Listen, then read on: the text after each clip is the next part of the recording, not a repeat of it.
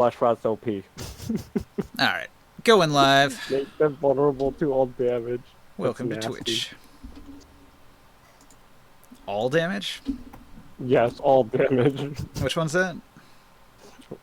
Contagion, you can give them a specific disease. One of the diseases is called flesh rot. Oh, I see it here. They have disadvantage on charisma checks because they're ugly. Yeah, that's terrible. Vulnerability to all damage. You're just so pink and tender and sensitive. You're like, ow, my skin, it hurts. Blast cannon. Including psychic damage. My brain hurts inside too. Yeah. Ow, my skin. Why is it no longer on me? Yeah, there's some bad ones. The touch attack is the hard part. You have to get up in there. Give them the old poke.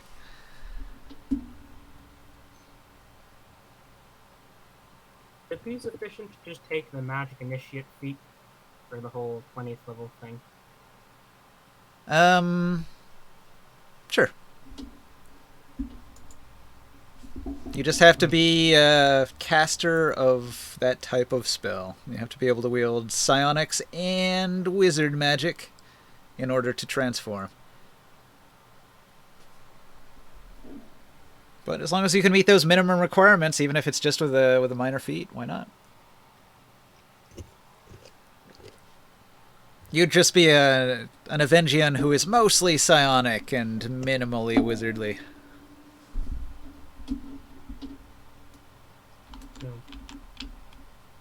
Now, where were we again? Okay, where we last left off, you guys were on board the Ballamarash, a silt skimmer traveling north across the Silt Sea. You're headed towards Charvas, where the captain of this fine vessel here, his relative, runs the town of Charvas, a dwarven settlement, which is north of here.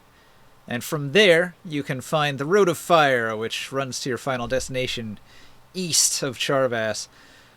The silt skimmer can't go too deep into the Silt Sea. It has to stay in the shallows, where it's only 4 or 5 feet deep out there.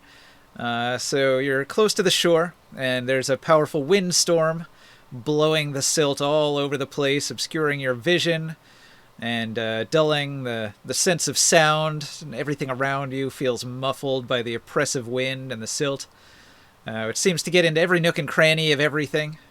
Anybody who goes above decks, like Omen sitting up on the deck there, is probably getting quite a bit of silt on him. My apologies, I was called away, apparently, to watch a Law and Order clip. So where do you want to be positioned in the ship, and where do you want Omen to be? I just kind of threw everybody in there, but you can tell me where you're gonna post up. You guys are being paid to be guards, so you're expected to spend some of your time doing sort of guard duty, either on the upper deck or looking out one of the portholes from the lower decks. And observing outside the ship for any hostile enemies and things. But aside from that, you just have the run of the place, so you can choose to go where you want, interact with who you want. Many of the dwarves have interesting rumors. What exactly needs guarding? The ship itself. So a silt skimmer is built as light as possible so that it won't sink into the silt. It's all about being lighter than the material you're riding on. So it makes it kind of flimsy. The walls are not thick. The ship needs protection because any amount of damage from one of those big sort of sea monsters that are out there, one of those tentacled beasts, a silt horror, they could really do some damage to the ship, which would be bad. So you guys are paid to protect the ship. I'm at the top. On front. All right. So you are I'll be at the bottom on the upper deck. Oh yeah. In the event. Okay. I have my reasons for that. I'm just down there with them. Okay, I'll move you down to the lower deck. And Owen will be. Owen, I'm just gonna have him tail the captain, not like secretly, but like a giant parrot, and he has been ordered to. How should I put this in simple terms? Squawk in the event that something that he doesn't already sense um, shows up. Okay. I'm going to stop you there. When you bring him below decks, the dwarves protest. And many of them don't like the idea of a beast No, roaming he's about not the down ship. there with me. Well, I'm saying No, as he's soon not as down there with you me. as He's soon just as you like, go below deck, they'll stop you. They say no further than here. why? They don't want any animals below decks. But I'm not bringing an animal below deck. Ominous.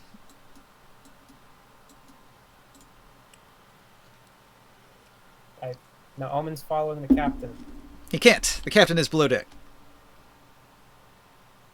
Oh, okay, I got it now. Alright, then just patrol, flying about like a local seagull.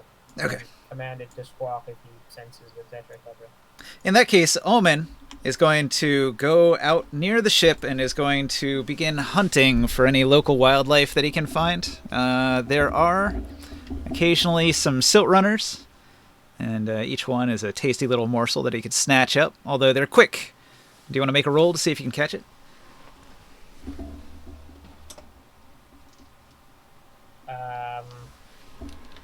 Those are like the kobold-looking things, right?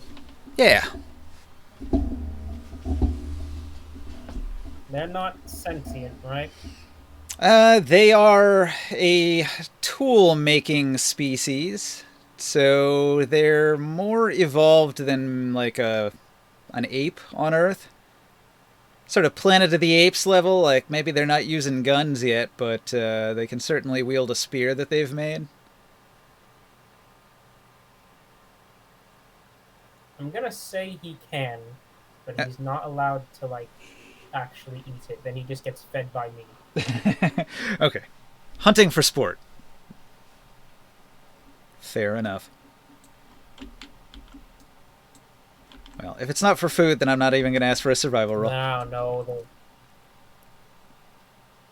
Then the creature can just get a freaking handful of munchies as well. Why not?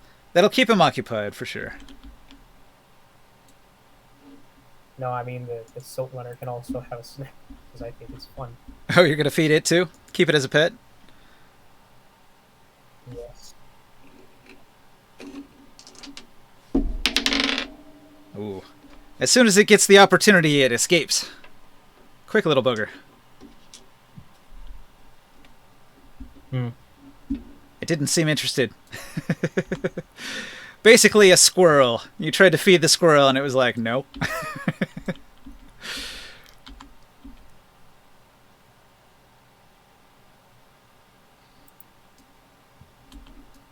Sky, we were replying on Discord. Yep. Alright, Hey, so one- basically we're only missing one person. I can live with that. See ya. Not always available. Maybe he has to study for a test or something. Who knows?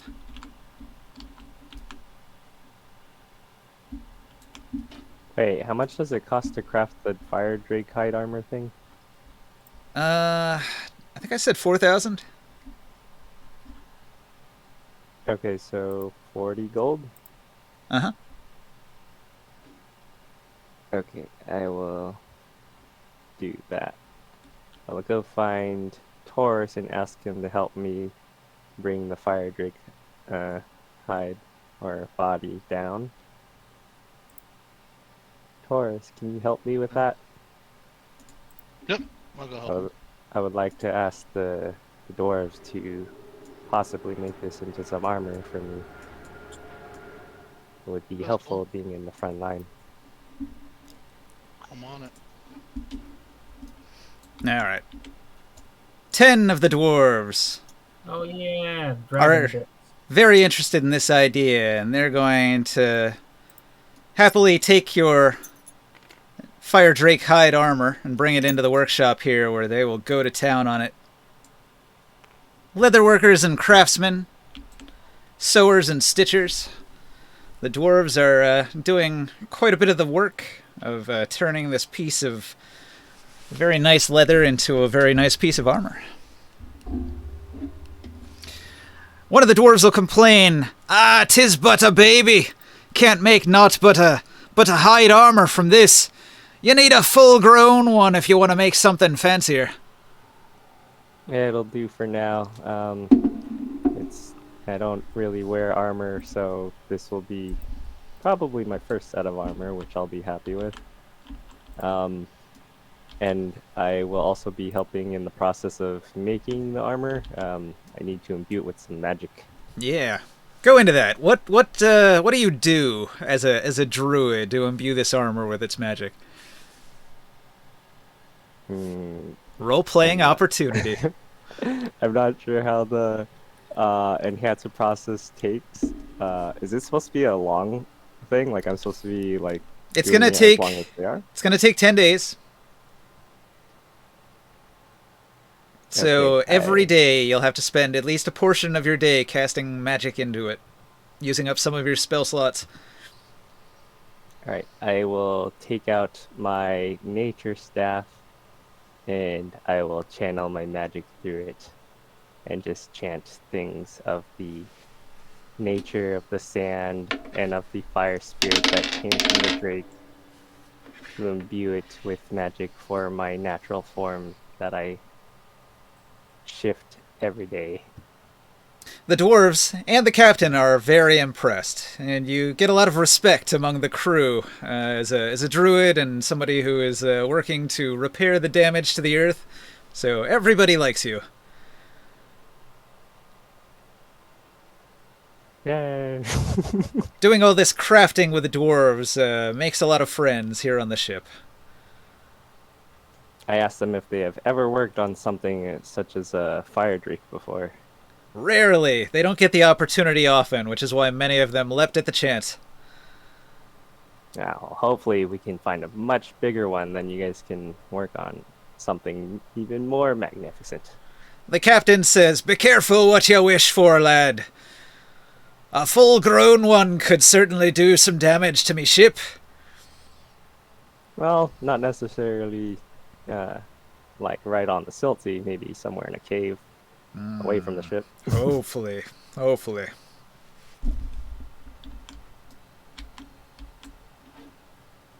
Alright, after I finish imbuing magic into it for the day, I will go take up post on top of the ship. You want to make a perception check? See if you can see any danger? Do I need to make any type of roll for the imbuing magic thing or no? No, it's just going to cost some of your spell slots. Okay, how many and what level?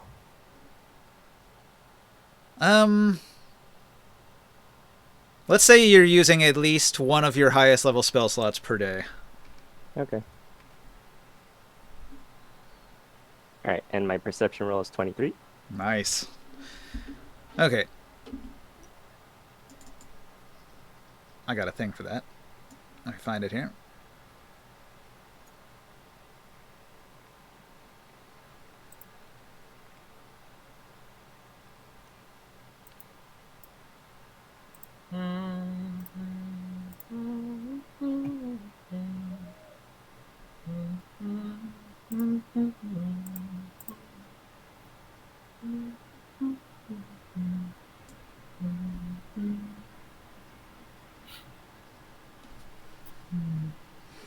Alright, so let's see. You found this on day 2.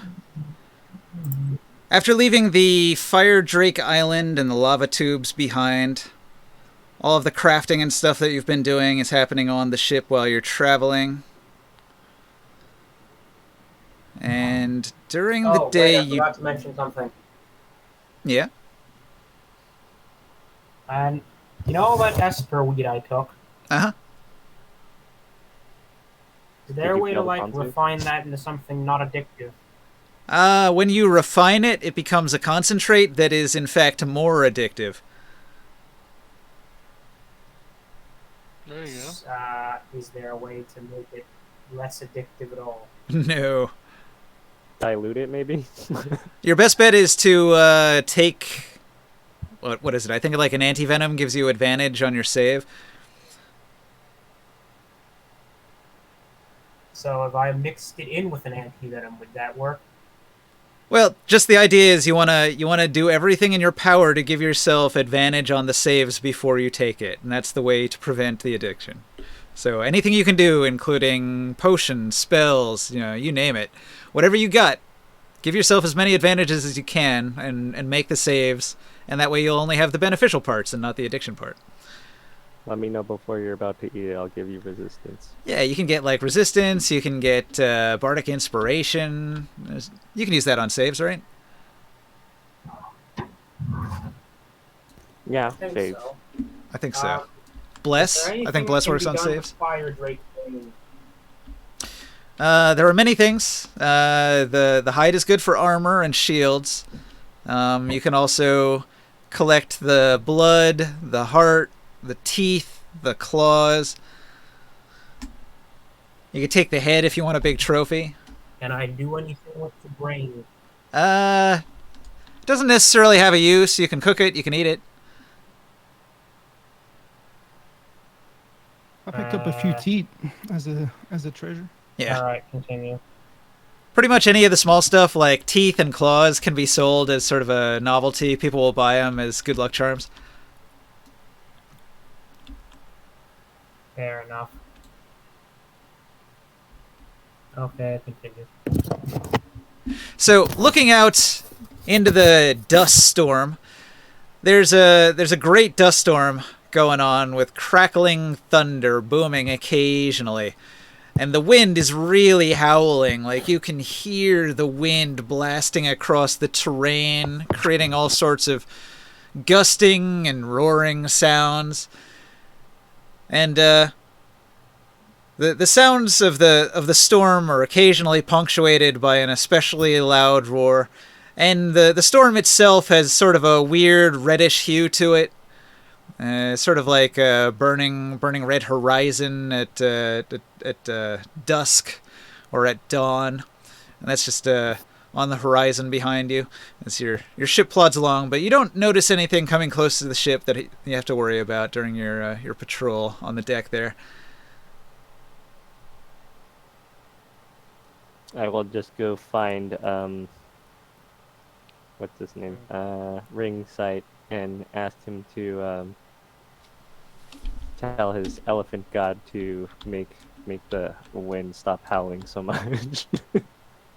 When you're down in the hold, several of the moles that are off duty, that aren't in the wheels right now, they're going to protest and they're going to say, "Oh, no, we need the wind. If the wind stops, we have to push twice as hard. Don't make life difficult for us, lad. You're asking for a bad thing. We want the wind to keep us going." Oh, okay. I thought the wind was going in a different direction. No, it's working in their favor. The northern wind. That's why their trip to the north is going to be real easy. The ship is not loaded down with any cargo, and the wind is in their favor, so it's going to be easy moving up the coast at a good clip. In that case, should we ask them to make the wind god to make the wind blow hard, or? Yeah, maybe. They'll tell you that Koblin used to do that very thing for them. He would use his psionic powers to drum up the good favorable winds blowing in exactly the right direction to maximize our speed. But since he's been debilitated by a fever, he hasn't been able to help us out as much. Control winds. I just hope that it doesn't make the wind too strong that it might break the mast. Yeah, exactly. You want to keep it not super strong. You want to keep it just strong enough and going in just the right direction to maximize the usefulness of it. Is it going to be safe to stay at the top of this ship? Right now, if you're in the tent, it's no problem. If you're on the deck, you might occasionally have to make a strength check to not be blown overboard. Yeah, I'm going to stay in the tent. Oh, that's the tent. Please. Well, try leave to- that room. Is there a way to be in the tent and still try to keep an eye out? Oh, yeah. There's big ports on either side that you can see out from. Also, if you're below decks, there are windows that you can see out from. I'll stay on the go deck down and and report to I'll the let captain. people to... Actually, is there an anchor somewhere, like for a rope? No, they don't really have anchors, but there are ropes around. Was that? Nah, they wouldn't need to anchor. No. Is there like a point where I can anchor myself with a rope? There is a railing all around the upper deck that you could attach a rope to for sure. Yeah, I'm gonna do that. I use something. Something. You what? It's in the chat, as I said.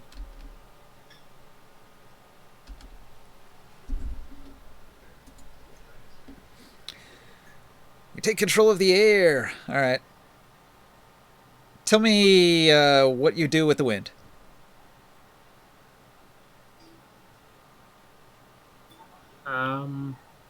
The the moderate option.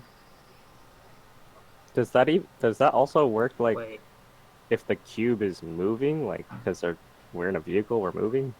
yeah, I just thought of that. Yeah, no, it wouldn't. I don't think it would work. It's not attached to a specific area. Uh, Well, I'm going to let you cast it. It can definitely help. It's maybe not to the exact letter of the spell, but it's basically what you want. Alright, so the wind was previously blowing kind of diagonally, but now it's coming directly towards your sail, so that's useful. The moles will have to work a little less hard, 20% less hard.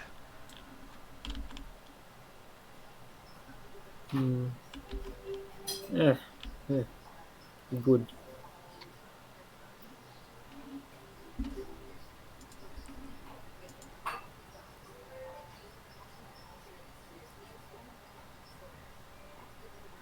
Who's watching TV?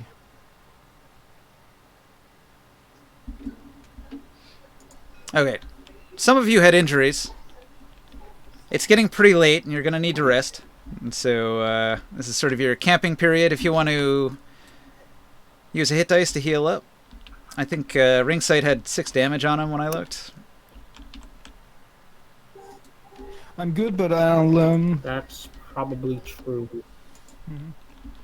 Did anyone else have damage? No. Looks like Oren is fine. I only took damage in my animal form.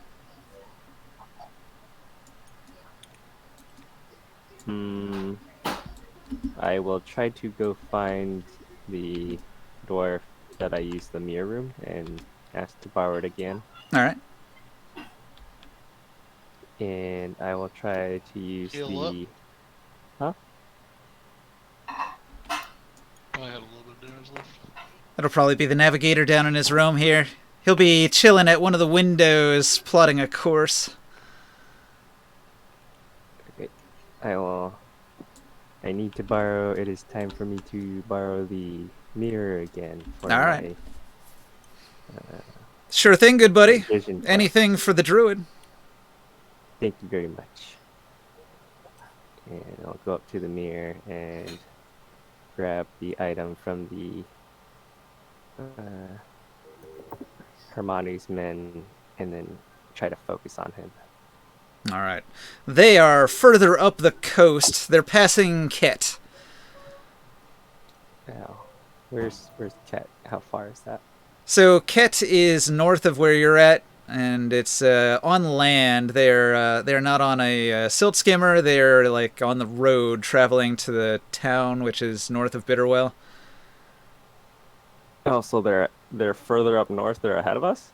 They're ahead of you, but they're not going as fast, and they might stop in Ket to rest and resupply. So, like I was saying last week, you are sort of gaining on them. You're moving at a faster speed than they can move.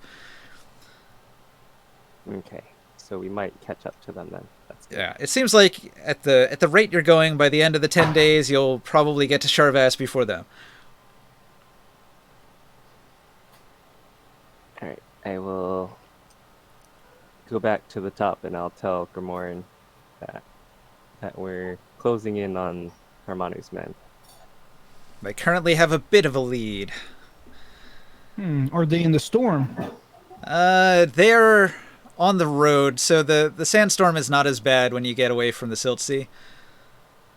What do you think we should do? I mean, we're kind of stuck on the boat, so the only thing we can do is continue pressing on, and hopefully, with the favorable winds, we'll overtake them soon enough. And also, since we're in the Silt Sea, we're going on a more direct route too, so they're not moving as quickly as I we are. advise we don't catch up to them.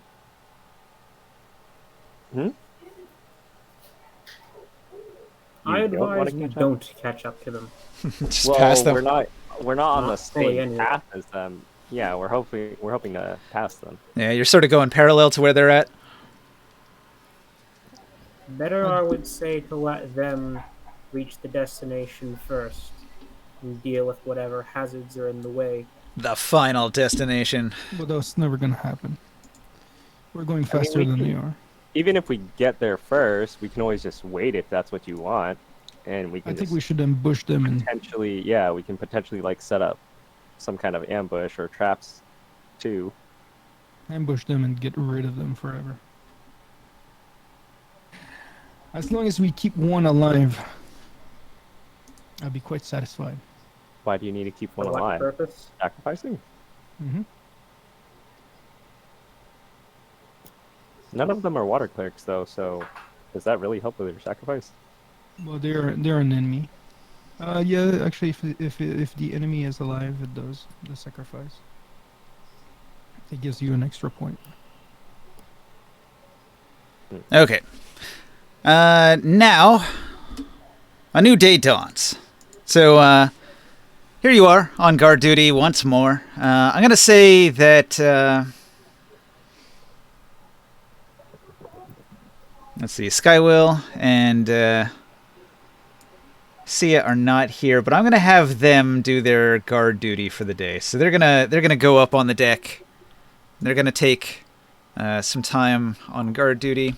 And I'm going to roll for each of them. They didn't spot any dangers during their shift on duty, and so after that, Sol is going to say, this is so boring. We've been at this for, what, 4 hours? I'm going to go below decks and see if I can find some dwarves to gamble with. And he goes down here. And I'm going to have Skywill. He's going to come in here to where Grimorn is. And he's going to sit down at this chair and grumble about how much he hates merchants. He's going to go on a long rant, basically a political diatribe about how the merchant houses are all corrupt and something should really be done about those merchant houses. You can't trust those merchants. Just the things they get up to, man. It's just the worst, those merchants. And he just talks your ear off. You and Morg, too. The air elemental gets really sick of his political rants and disappears back to the air elemental plane. I'm like, I wish I could follow you. Oh yeah, he was still here, wasn't he?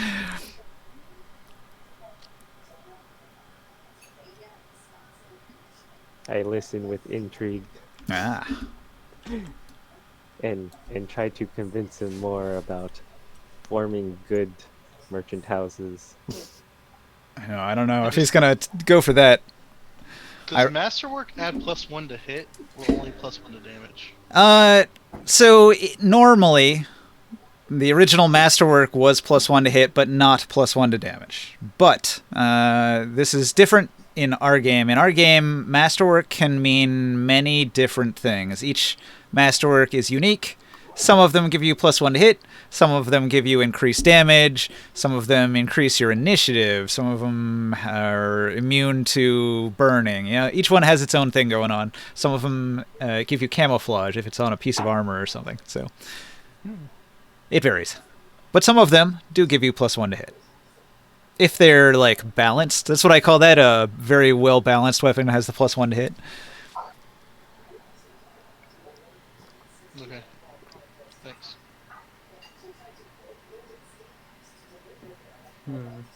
So does anybody want to roll for their patrol, or does anybody want to talk to some dwarves? I'm doing still some prayers.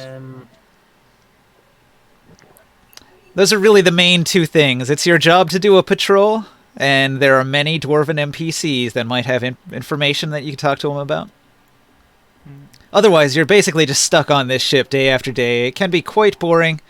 The dwarves, they're doing their job. They're manning the rigging and taking care of the sail. And I'm gonna actually ask some because I'm gonna ask the captain and some of the sailors. Yeah. If they've traveled in the area. Um, Let me see the name again. Cromlin, if they've been in that area. I asked them about the legend that I heard of a fire cleric. they haven't heard the same tales. Cromlin is a bit out of the way. It is on the edge of the Silt Sea, so they've probably passed it, but never thought much of it. No. So they're interested that you're bringing news about these ancient legends. They're very, very intrigued and curious. Maybe they'll look into it in the future. Thanks for the hot tip. Dwarves love to go delving for ancient artifacts and treasures, so some of them might take you up on that hint that there might be something out there. Maybe I'll pay them to take me there. Mhm.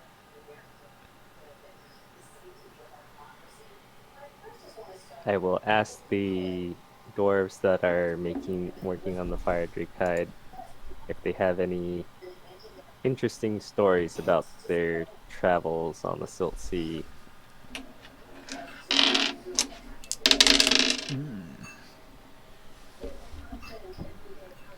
Yeah, they talk about Koblin a lot. Koblin used to be like the hot shit around here. He was always making the winds perfect and improving their profit margins and all that, and being generally an awesome dude.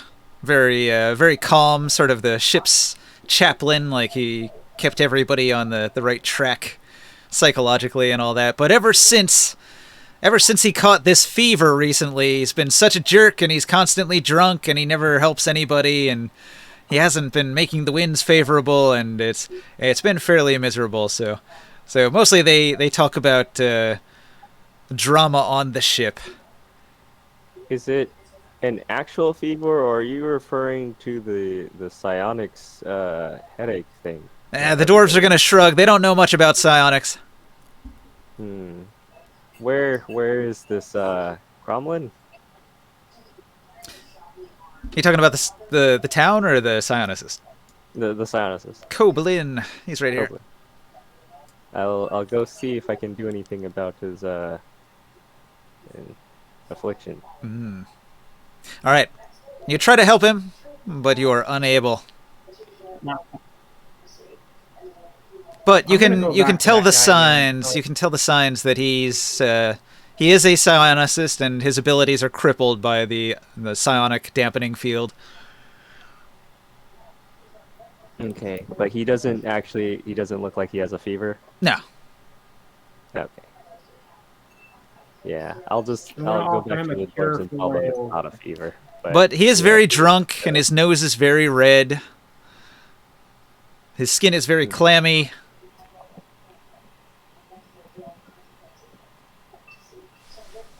And he's also a huge grump, and he will tell you to get out of here. You're not helping.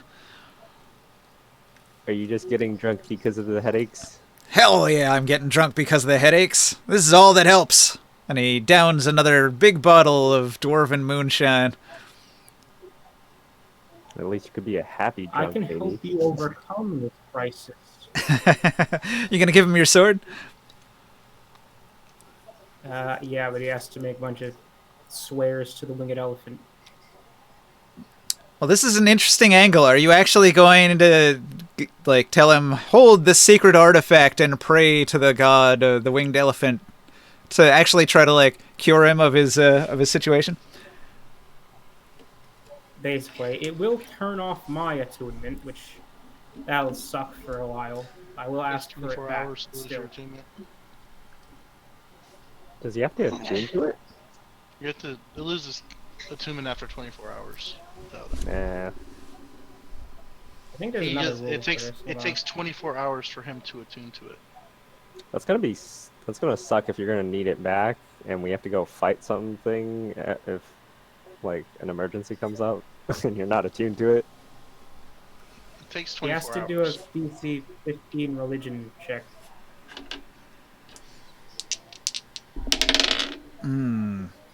He's got a skeptical look on his face, and he doesn't believe that some sword can do anything. So he will grumble and say the words, but he doesn't really put much effort into believing it, and so he rolls with disadvantage on his religion check, and he only gets a 7. I tell him he has to believe it will work or it won't. Yeah, unfortunately, he's a stubborn dwarf, and he can't make himself believe. He has no faith.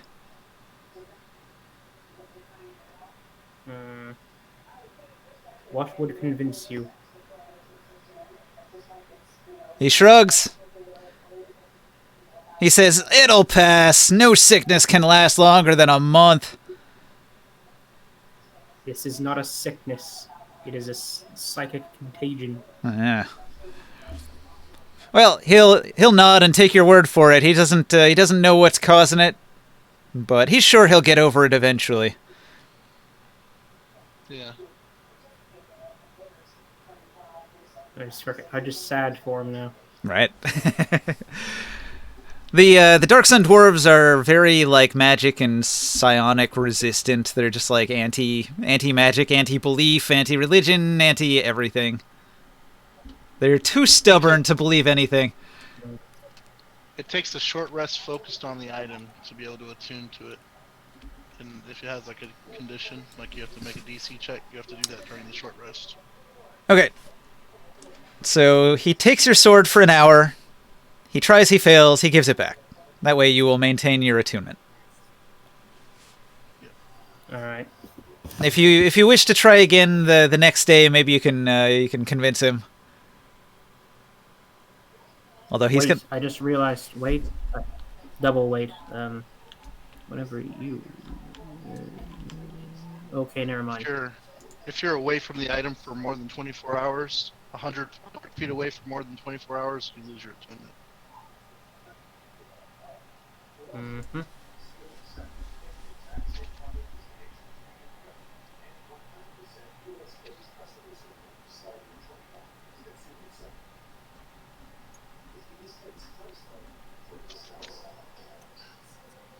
Hey, is it like... Okay, is the reason why he's resistant like biological or psychological? biological. Disadvantage. It's a dwarf thing. What if I polymorphed him into something else first? Oh, I don't think he'd like that. In the past, obviously.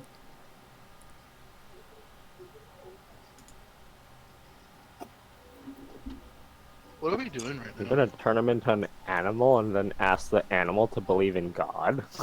You guys are guards on a ship. That's what you're doing. Beast's Oh. soul.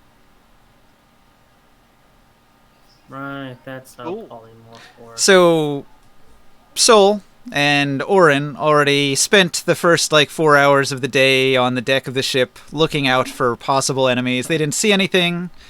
Nobody else said anything after that. Taurus, would you like to take second watch with me? Sure. Alright. Go up the deck with me. Here, roll perception. I gotta roll my perception. 20. Also, I'll be back in a moment. I have to eat dinner. Okay.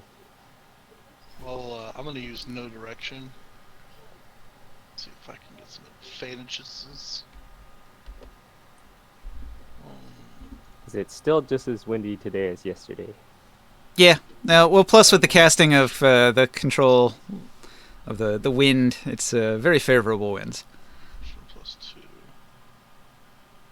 I'll roll my perception. So, Taro, during character creation, nobody picked a dwarf, but dwarves have a thing that say they cannot pick any arcane caster classes or subclasses. They can only take a divine elemental class that is rock-based, I think. Or they can be Templars, and they can get their powers directly from a Sorcerer King. Those are the only ways they can get spells. So they can't be a wizard. They can't be anything wizard-like or wizard-related or anything with magic at all. None of it. They're just anti-magic. I got a 16 perception for my watch. You see swirling sand, swirling silt. The silt takes on many shapes. It sort of forms into various shapes, and you can almost sort of see in those shapes creatures skulking about, but they're not really creatures. It's just creating shadows, just like weird mirages every so often. Occasionally you perk up and think you're seeing something, but then you realize it's nothing. Maybe a rock or just some swirling dust, but it never ends up being anything. However, you can hear the roar of the wind, and throughout the day there is the eerie red of sort of a sunset. I asked Taurus, how goes your learning? Have you learned anything more since we've been on this boat and you have your circlet of intelligence? I learned a lot about dwarfs. They're funny kids. Nice little people, though. I've been wrestling with them at night. Lots of money win. How many did you Lots wrestle of, at once? 4 sometimes. Oh my god, that's crazy. I'm undefeated right now. They don't like that, so they just keep throwing more on.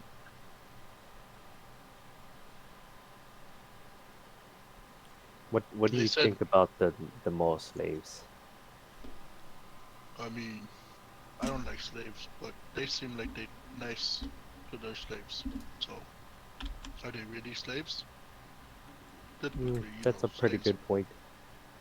typically slaves are really like hit and stuff. They'd be nice to these guys. Give them food and water. They don't even have to stay in the sun.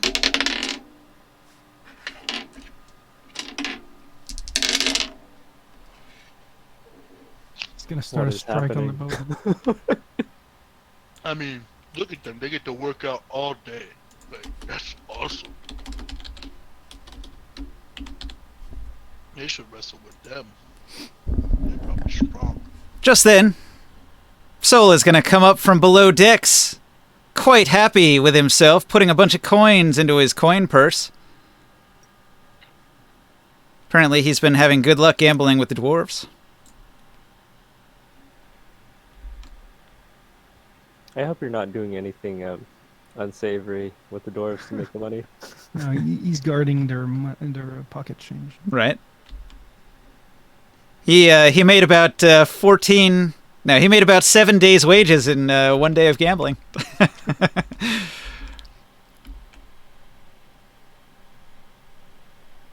Alright, we're getting paid every day, right? Or is it just at the end that we're getting... Yep, the captain gives everybody 2 silver pieces per day.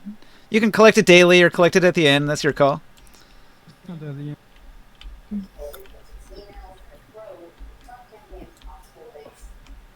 He's happy to pay you whenever you want to be paid, whatever he owes you. Okay, and we're on the 3rd day? Yeah, you just got into day 3. It's been an uneventful day. It's probably like 2 p.m. The moles have been straining for about 8 hours.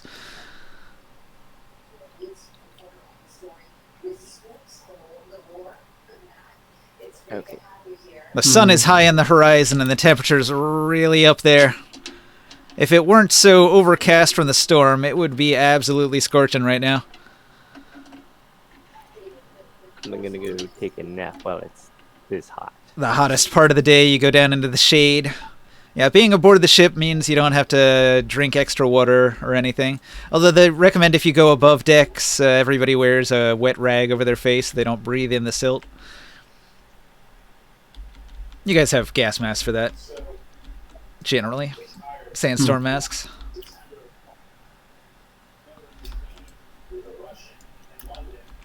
I'm going to say that Orin skulks around inside some of the officers' rooms and investigates when nobody's looking. He doesn't find anything interesting.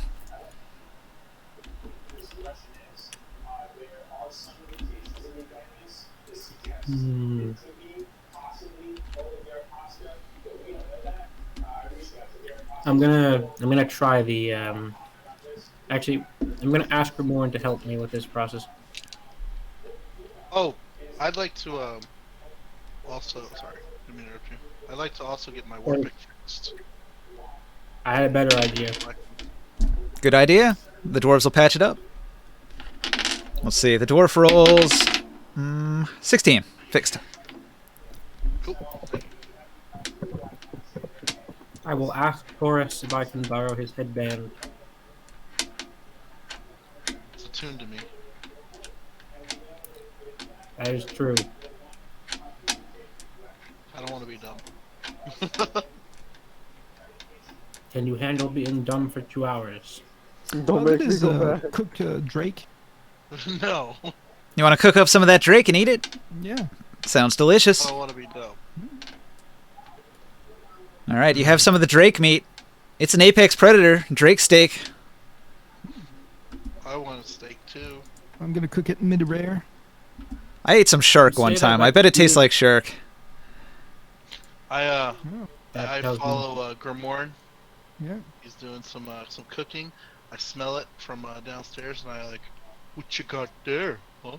Oh, I got a big leg. Yes, Oh, Mm-hmm. there was another leg on him. Can I have that one? Yeah, bring it in, bro.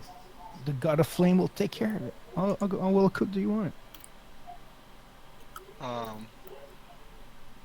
Like yours? Yeah. Cook it mid-rare. Okay. I run downstairs, rip the leg off, and bring it back to you. Like, here you go. Yeah, we'll have ourselves a nice little barbecue on the roof. I'll bring out my my keg. I'll bring out one of my kegs and be like, "You thirsty? Yeah. Hey!" I'm gonna sit there and we'll drink and shit. I don't even have drake listed in my food chart. I bet it's probably about a gold per pound, though. That's okay. Eating rich. We're feeding the boat with that thing. Yeah. That'll raise the morale. It can't be more expensive than Cloud Ray meat, right? No, Uh, hold up, think veal. Cloud Ray No, goes Cloud for 4 gold per pound, Yeah. so nowhere near what Cloud Ray's worth. It's baby fire drink, so it's very tender. Right. There you go. It's like veal. Yep. The veal of Baby dragons. seal, finest baby seal. Yeah.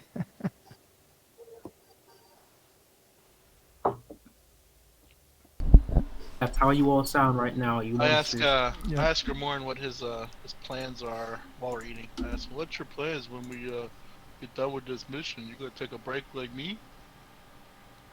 Yeah, I got some idea. You remember that fellow of us that we've captured in this magical bottle? No. You know that creature that we captured in this in the magical lantern? Oh, the genie? Yeah, the Ifriti. Oh. I might start talking with this thing. Maybe he'll regret, trying to attack us after over a year of being stuck in a bottle. You haven't opened it up? That's crazy. I go. tease him once in a while. Wow. But Hey, also, Ninja, I had another idea. Yeah. with all the treasures that we're making too, it's gonna help with growing the church. Not the church, but the shrine in Tyr. Oh yeah. We gotta figure out what to do with that tavern. Oh, you're talking about in Herrick. Yeah. Hmm. I I don't know. I don't think we can run it personally. Well, I don't think that we're going to be quite welcome in that city once we take care of those personal guards. But I think by proxy we could run it. Yeah, well, if we hide a shrine in there, we might be able to teleport in without being noticed. Well, it does have that torture chamber. I'm sorry, Well, what? I'm missing a part of this conversation, a crucial part. It has it has the hidden Secret room. basement. Yeah, your basement. You call it the torture room. No, I think that the first term might have been more accurate. Yeah, we had Oh, the that's right. vault and the You know, secret room. I've never been there. You guys were on your own, and I was back Oh, at you the. didn't get to see it? Oh, it was crazy cool. Yeah, it has. It's a Departure big tour, warehouse crazy for cool. storage. It's got a back room for the office and quarters. It's got a basement for more quarters, and it has a secret room in the basement. And the secret room is a meeting area. It has a vault. It even has access to the sewers. Hmm. So like the meeting area could be like a.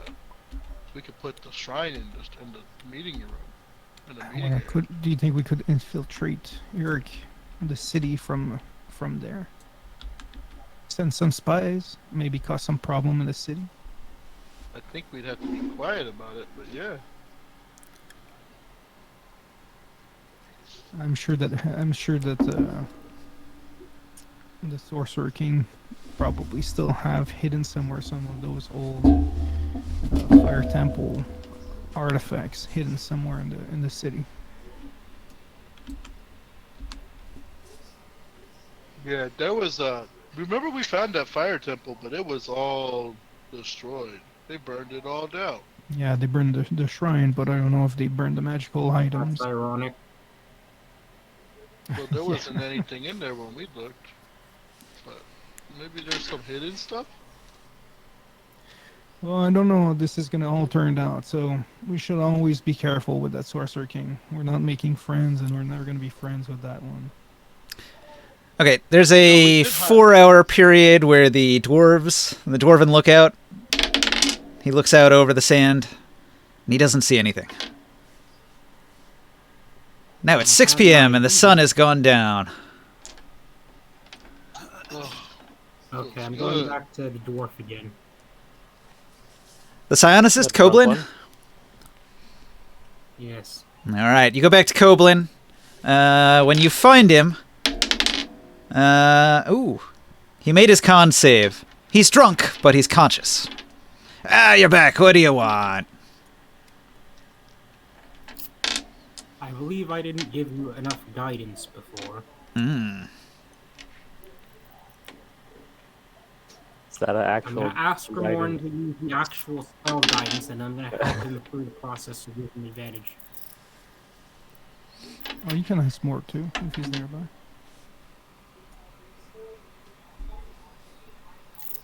Yeah, if it passed several hours, I will wake up from my nap and I will help. Oh yeah, I'll give him the guidance. All right. A D4.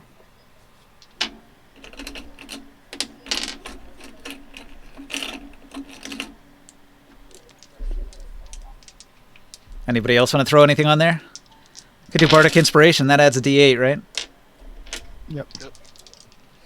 Soul's not doing anything, so Soul comes over and pulls out his musical instrument, begins strumming it. Does that help on ability checks? Yeah, I think so. You can add it. Before or after. I don't think it does. Yep. You can also use it towards healing or damage. All right, he gets a 12 this time. All that effort, and he falls short. Oops. This sword's not gonna work for me, kid. Thanks for trying, I appreciate it, but I think the moonshine works better. Ha ha. Hmm. I think you're wasting your time trying to help the. Well, not necessarily try to help. It's nice. It's a nice gesture, but Hey, in the big scheme of things, you're trying to solve the problem that he's got yeah. by getting that scroll. We'll eventually get it, and it'll help everyone, not just this dwarf. Hmm. So that's what you were doing? You were trying to help him push through the... He's trying to give him his sword so that he'll be able to use his psionic abilities, because he's the navigator, or not navigator, but he used to use like some kind of psionic ability to help the winds push the sail so it can go faster. Okay. Does calm emotions turn off headaches? No, it does not.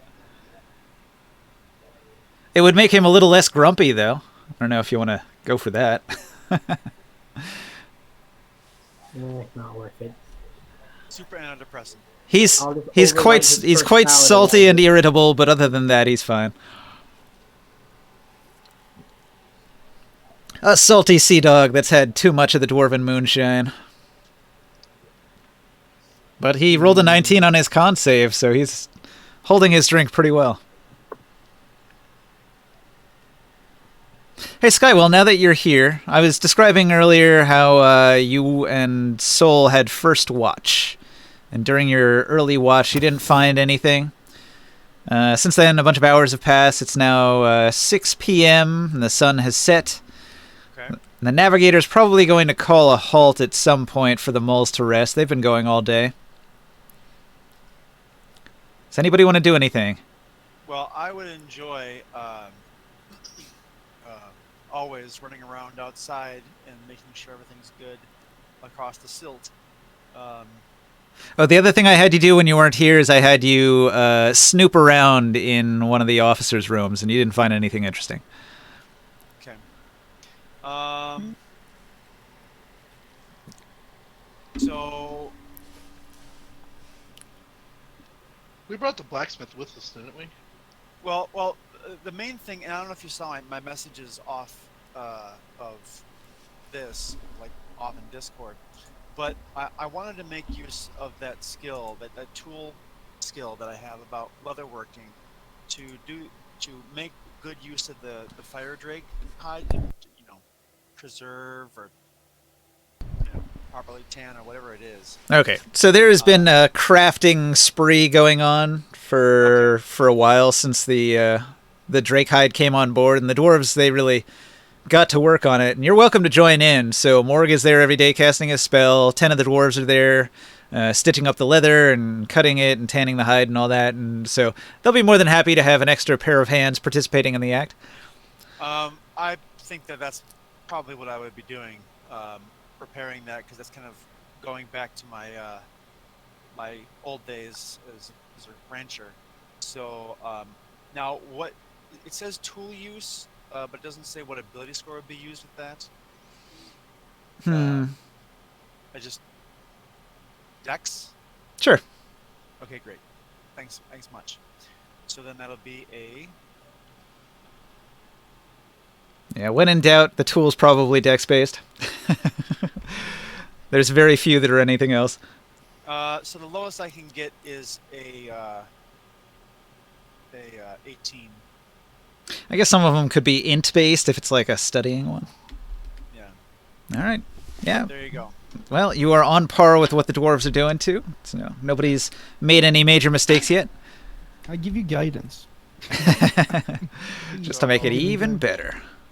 I'll tack on this D4, whatever it is, right? It's a D4 if I recall, Yeah. right? Yep. Oh, come on.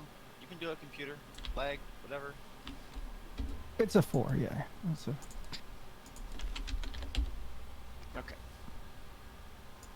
Actually, it is a 4. There you go. You see? Nope. Yeah, that's not going to load, is it? Wah, wah. I got 18. And if he does he get the bardic inspiration? I thought he was already doing stuff with Bardic. He has more than one per day. I suppose. Okay. Was it on a D6 or something? Is he getting it, Ninja? Yep. D8. All right. A D8. Okay, cool. Yeah. Oh, you know what? I'll add my Sonic Knack if I can, please. Which is D10 now.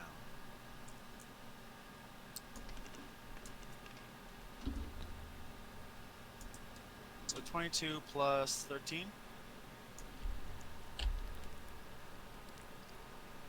35. Holy. On my craft check. 35. Holy shit.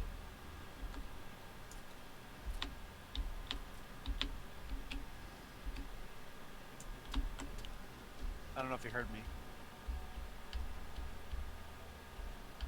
Or can you guys hear me? Yep. Yeah, but he's kind of working on something. Oh, okay. I mean, you already succeeded. I don't really have to add anything. Well, I wasn't sure if if I can make something with this for. No, Ramon is a that's fire already tank, right? that's already locked in. You can't make any changes to it. Oh, understood. Okay. All right. Well, that's probably going to be the main thing, unless I can take a quick foray off on the sands. But Nope. I can't think of a whole lot else to do. I'm kind of starting to think that there's not a whole lot to be gained by snooping around on these guys. So I'm gonna I'm do gonna let one them leave it thing well enough alone. They seem to be respectable folk. while I'm on the deck. Wait, no, hold on. I still don't like them. That's right, because they're a Merchants. merchant house. That's right. Are you gonna go spit in all their faces? No, but I don't know. I may return to trying to find something crazy in the background. I forgot about that. Oh man. Hey Ninja, Yeah. while I'm on the deck, okay, and I'm looking at far, for whatever might be, at far anyways. Oh no, it's far too late for that. I gave you guys like 20 minutes to say I'm doing another check. No, you guys were blindsided by these pirates that rode up on you in the last couple hours. Well, I was always on the top. You can only do shifts, right? So you do like I'm on watch for 4 hours, Okay. and then somebody else is on watch for 4 hours. Is it possible to do like a side thing, real quick? It would have to have happened hours before this happens. Yeah. It's nothing like that will make any changes here. So I'd like to communicate back with the cleric that is in charge right now of the shrine while I'm gone. Ah, yeah. Yeah, and I send them a message to start preparing the shrine for a new blacksmith. that's Excellent. coming. And also to start sending the rumor that a very well-crafted blacksmith is coming in the city to the Templars in the city. A skilled craftsman on his way. Mm-hmm. Okay. And that's pretty much it for that. As I've described in the past, you have roughly 30-foot visibility, which means you don't see anything until it gets real close. And so the dwarf that was on duty, keeping watch, he gives a shout, and he starts screaming his head off, and a bunch of people like Grimorn, you're on deck, so you hear it. And Taurus, just below deck, you and some of the dwarves and Sol, you hear it. There's a terrible shout coming from the lookout tower. And moments after that, you hear a tremendous crash as ballista bolts smash through the side of the ship. Oh wow. So, ballista bolts have been fired from here, and they have hooked into the ship here and here. I'm going to mark that on the map there. So they've anchored to the ship, and What they're side of the ship? pulling closer. So anchor 1 here, anchor 2 here. Okay, so to the Alright. okay. My So are- computer ran out of power and I plugged it in, but it didn't apparently. Are they on the right or left side of the ship? They're on the left side of the ship. So this is the front of the ship over there, and they come up alongside the ship. Sort of like from the coastal side, they come up alongside the ship here. They fire their ballistas, which anchor and pull their ship in close. At which point, a bunch of the pirates are going to be able to leap aboard and get onto the ship. So, How far away Is there- are we from shore? I mean, they saw us from there and moved up to Hey, Ninja board though. us, or? they were using magic to detect you. Little question though. Before, like when they hit the ship with the ballista, is there a time for me to do a reaction? No. No. Okay. Their ambush is real sudden. If you had a bunch of people on lookout right when it was about to happen, you might have caught it a little bit early, but because of the low visibility, it's super hard to detect them. And their ship is built to run real silent. It barely makes a noise. Anyway, your ship has been infiltrated by pirates who are letting out their war cries as they burst into the ship below decks, getting into some of the crew officer areas here, and they're immediately going to begin snatching up whatever they can get their hands on, as pirates are wont to do. The half giants on board the deck here begin loading new ballista bolts. Here, actually, let me duplicate this guy. There's supposed to be. Oh, too many. I don't need you. I don't need you. I don't need these to be here. Okay, so there's 3 ballistas, and I can fire 1 ballista per turn. Because they've got a 3-turn reload, and they're going to be sort of synced up to where they're firing once per turn. Are they at the top of their ship or inside their ship? Yeah, they're on top. Oh, so our ship is taller than theirs, right? Yeah, your ship is 3. Well, I guess it's like 4 decks. I thought it was 5 stories. Oh, 4 decks plus the roof. You mean? 4 decks, and then it's got a tent on the roof. Okay, all right. So yeah, you're on a very large silt skimmer. Their ship is much lower to the ground. It's only got an above deck and a below deck. Okay. How many are there? There's no way to tell. The pirates have invaded the ship, but you guys weren't anywhere where you could see it because it's all happening just below decks. Oh, actually, So we know what's happening. for ringside, it's happening 2 decks above you. Can I do something? Well, at this point, we're rolling initiative.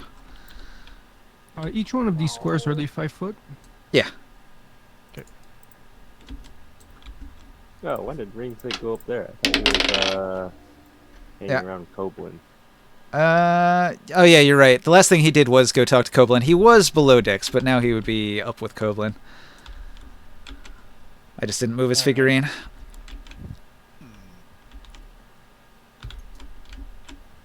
Got good initiative this time. But yeah, we know that they're invading right now, correct? Yeah. They let out a war cry. The ballista bolts were pretty obvious, smashing into the ship. Hold on, I'm rolling mine. Yeah, that would wake me up from whatever I was working on. Cool. Whatever, whittling away I was with the hide. Yeah, if you're working on the hide, you would have been in this room here. Oh, And so Ringsite was in here with Coblin. Morg, were you in here with Coblin as well in the dining hall? where? There we go. Okay, got it. Yeah, I was helping give guidance to Ringside, so yeah.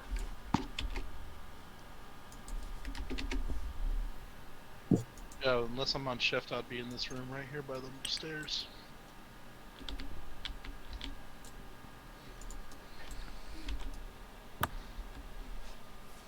Yeah, Are these dark holes over here? Is that like going downstairs? Yeah. Yeah, you can see on the next map down, it's got the stairs right there.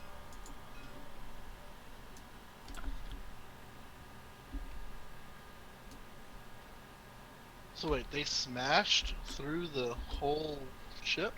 They're Right, using yeah. large ballistas that have ropes attached to them. The ballistas are stuck into the hull of the ship, and they're attached to their ship. So I'm envisioning the ones kind of like from the Siege of Helm's Deep, I think, from Lord of the Rings. Those big giant ballistas. Taro, did you roll initiative? What did you get?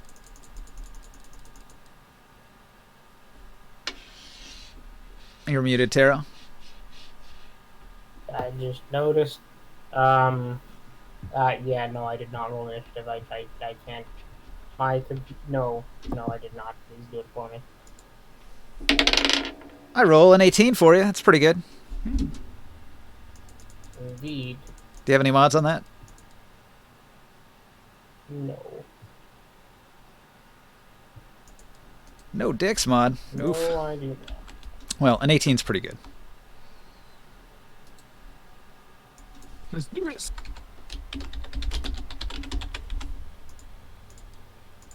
Look at that. Silt pirates go last. Well, they did get an ambush round where they got aboard ship, so they sort of had the surprise round, but then you guys are going to go first on the actual initiative order. So, Orin, down, well, you are, let's see, you're a deck Down above here. them. You're a deck above Oh, them. above. So if you want to get to the spot where they're fighting, you can either go up, you can go up the stairs and then Oh, yeah. shoot That's down, what I want to do. or That's what I want to do. Because I wouldn't know necessarily that. Well, you- I could probably tell that they're down below, but I'm still gonna go above. yeah, you can hear all hell breaking loose just down below decks here. The staircase that goes down right here, there's shouting coming from down there. Battle cries. Wait. So it'd be easier for me to. Well, no, there's still upstairs down here. Upstairs here. Yep, you have options. You can go upstairs and attack the half giants on their ship, or you can go downstairs and fight the pirates below decks. Well, actually, in my case, no, I need to go down below decks because, after all, I need to have them in melee combat. So yeah, I'm gonna go down here. Okay, what is that? It was like 15, Did you level? maybe? Did you level your character, Orin? I did. I have more hit points than is listed on there. I have a maximum of 70. Shoot. So we're getting our levels already, right? Well, that was last session. I'm saying, but we're gonna go ahead and buy them now. 78, you said? Yeah, we took a long rest in the boat already. Awesome. Yeah, all that stuff happened yesterday. 78? Well then, I messed up. Sorry. 77 maximum hit points now. There you go. Thank you. Thank you. But anyway, though, so I'm downstairs. Can I get downstairs to the? Oh, thank you for opening the door for me. Can I get all the way down here? Sure. I wasn't sure exactly where you were in this room, but we'll just start you somewhere in there. And Down the That's fine. stairs. Okay. If you want, I'll take a dash action for it. I know you have lots of movement, so it's probably not an issue. Am I the first one to the fight here? There are very few people that occupy this deck because this is like the officer deck, and they're usually doing their job. So there's not a lot of dwarves. There's only one that was in the stairwell, and there's one at the other end of the hallway here. And they're surprised. They don't know what to do. The only officer that is down here is the navigator, who's in his room, and he might be in some danger. Well, I don't know necessarily that he's down there right now.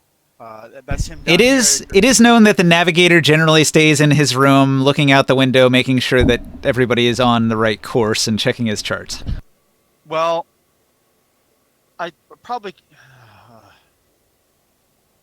Okay, fine. So fine. Let's say that was a single move. I'll go ahead and do another move to get down. Oop, nope, I can't make it all the way there. I'm gonna go ahead and use another dagger to teleport down to this way, and that's gonna be. Let's see how many feet I get. Boom, boom, boom.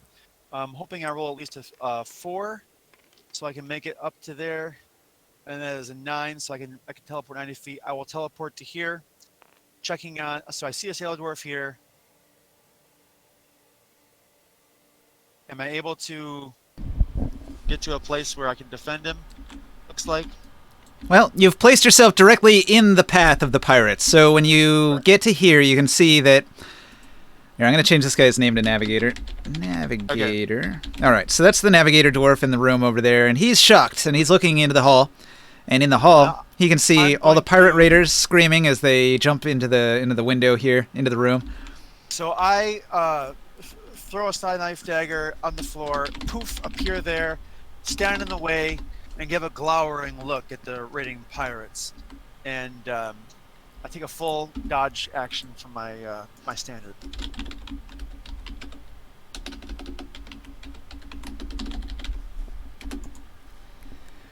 So you jumped onto the wrong boat, boys. All right. You've put yourself in their path to protect the Navigator. He's very thankful. Looks like Taurus is next on the agenda. You can hear screaming below decks, and you hear several crashes, but you're not sure what's happening. about above deck? Are there people up there? There weren't many people above decks. You know that Grimorn was up there. He's the only one. It's close quarters in the fucking down here, right? It's tight. Is this tight for me? It would be, yeah. Yeah, I'm not gonna do that. I'm gonna go up. So I will go up. I guess it's what? So I'll be right here. That's my 45, I guess. All right. And as soon as I come out, I'll look around for a second. Okay, so looking down this way, you'll see what you see over here. You see the captain of the pirate ship and the half-giants with their ballista. But you're above them, so you're sort of like 2 stories above them, looking down 20 feet to the deck of their ship below. Okay. I will activate my Ring of Jumping, my bonus action, and I will Boing. use a dash action to move 20 feet this way to the edge so I can pose. I got 25 feet left.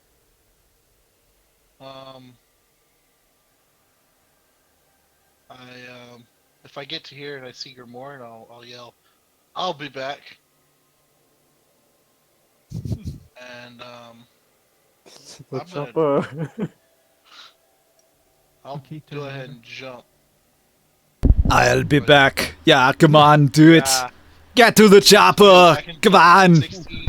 66, but I'll jump 20 for now. So I'll be in the air 20 feet of my 45. So like, I guess like here. But I'll be above them. Like I'll just start a jumping attack. On my next turn, I'll do something to finish this. To go at this guy. Do I notice this is while I'm jumping? Would I notice this is a pirate captain? Leader? You can see at the deck of their ship in the back, manning the helm, is a strong-looking warrior decked out in fancy armor. Clearly the captain of the ship, based on his demeanor and his clothing. He's about to get fucked up. I'll jump towards him instead. I'll jump towards him. Oh, he better fucking run. All right, that's it. That's all I got. Okay. I'll be in the air. Gramorn. Okay. I'm gonna move to the ledge. As I see tourists jump off. Yeah. Yeah. You fool! And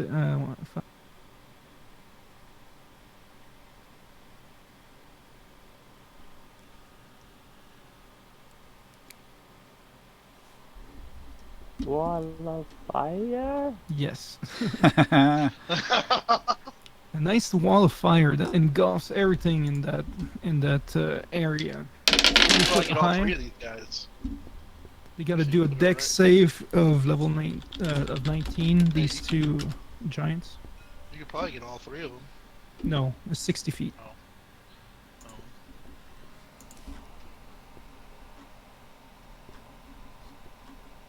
Oh, maybe. Can I?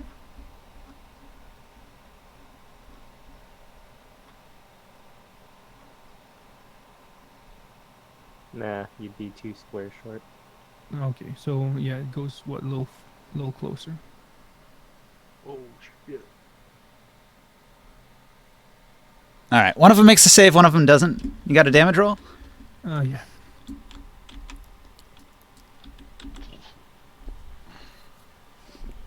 Oops. Let me clear this here.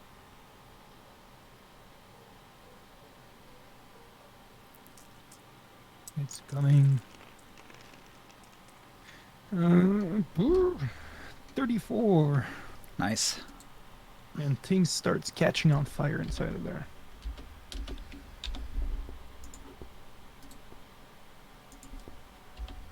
It's roaring. How much A roaring flame. kill the ballistas? And then I'm gonna move back a little bit. there's ropes attached on the ballistas, right?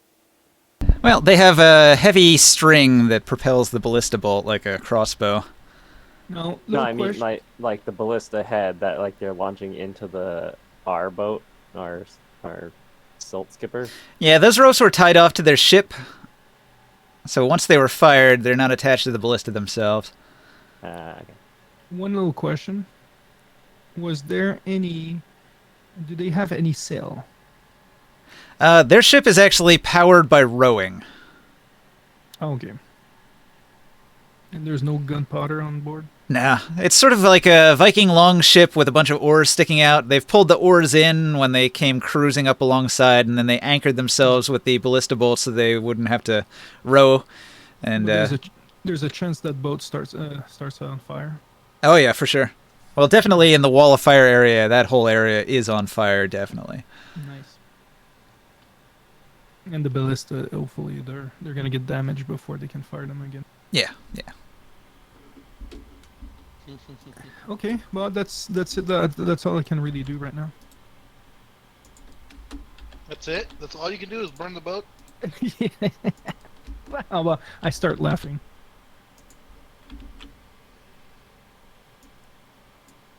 Burn, boat burn.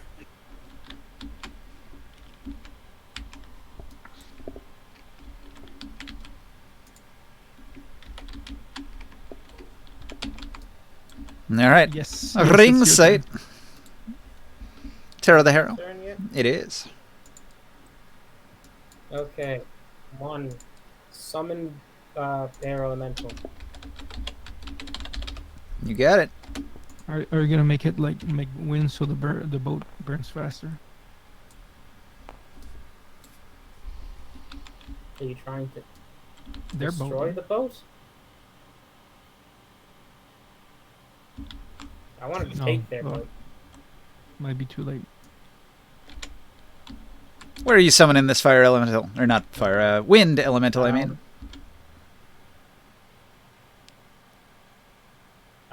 How far away can I summon it? What is it, 60 feet for a summon?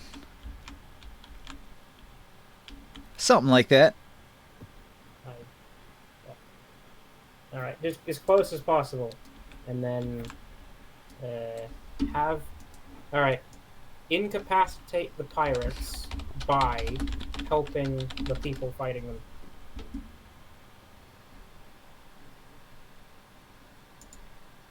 I'm looking at the Which wicked is up for the spell. Oh, it's Either- actually a 90-foot spell. Either. Do you wanna move first? All right. Let's see. If we move you first, we can get a little Um, extra room here. So that's like 5, 10, 15, 20, 25, 30.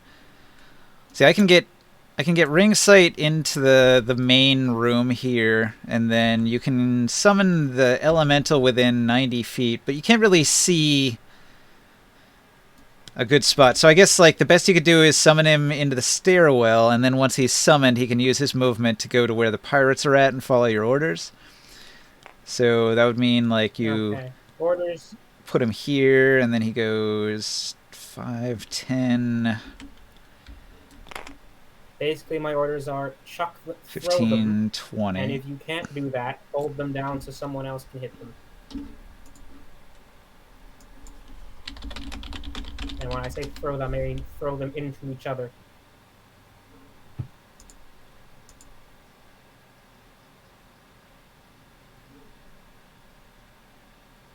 He's got 90 feet movement. That's pretty good. Whoa, he's air.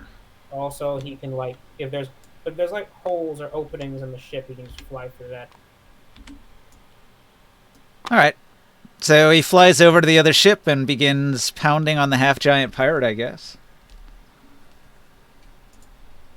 We'll either throw him with that one special action, and failing that, if he can't, hold him down.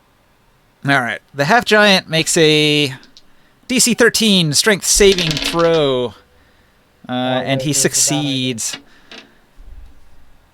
The half-giant doesn't budge an inch. The elemental tries with all his might to blow him off the ship, and the half-giant just gives him a smirk. Says, "You a silly cloud! Me smash cloud!" Huh. Well, that's not very Oof. good. Oof. Right.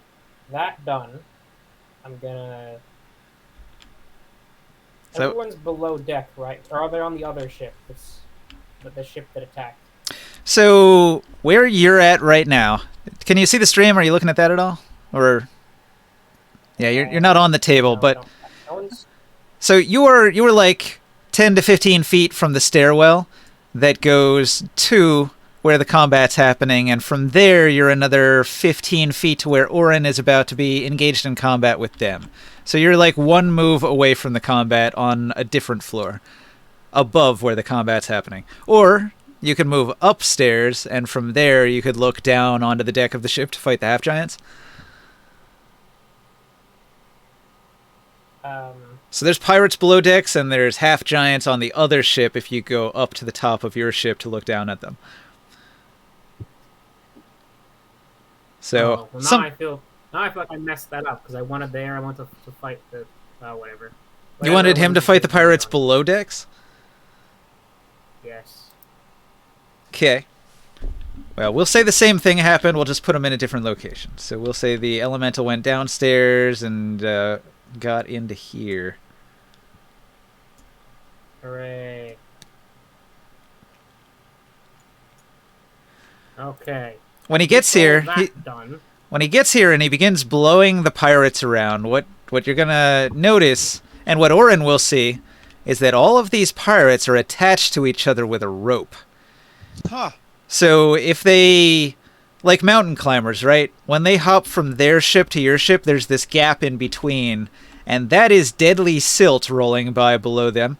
They do not want to go in that gap and die. So if they get blown out, they're attached by this rope to each other. Like mountain climbers, they could save each other from a fall. Or they can all die together. Yeah. Screaming. Hey, if they get pushed back, though, they might end up in that firewall. All right. Okay, how many turns do I have left? Or how many actions? You moved and you used an action to summon the elemental, I think, right? Oh, So I bonus get- left, right? Bonus action is left, yep. so I guess if you're looking through the wall behind these bandits, you probably see a big wall of fire now. Yeah, Orin could see that out through the window. Yeah. I'm just gonna call the Homan to come get me. Okay, And good call. what do you do with Omen bonus actions again? Omen lands on the deck right here. So if you run upstairs, you'll find him. It's within one move.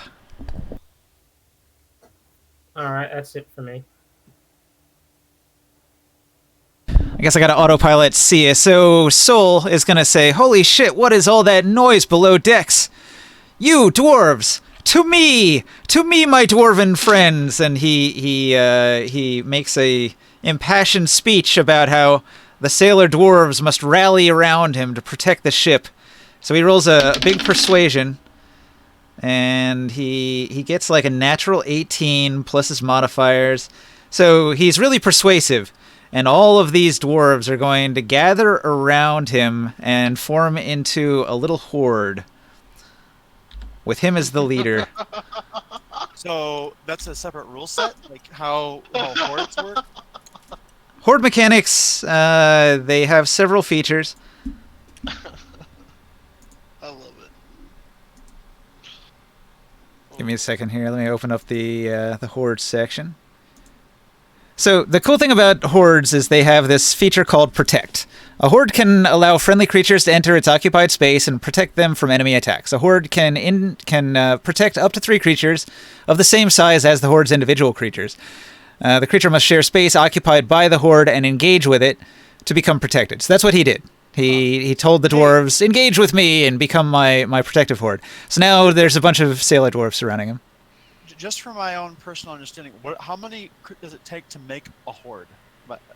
How many individuals does it require? A bunch. The maximum is 12, but it can be as few as, I don't know, 5 or 6. Okay, interesting.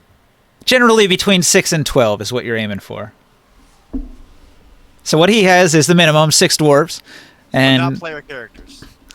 no, these are just like sailors that are here to protect him. They're probably not going to engage the enemy much, but they can do this protect action, which the protected creature can disengage at any time to cancel the condition. Protected creatures cannot be engaged and benefit from 3/4 cover, which gives him +5 AC. And that's against ranged attacks, unless the horde is bloodied, where 3 of the dwarves have died already. So as long as he's got 4 or more dwarves, he gets an extra 5 AC right now, which is pretty useful. And with that, he's going to move above deck here and get a better look at what's going on.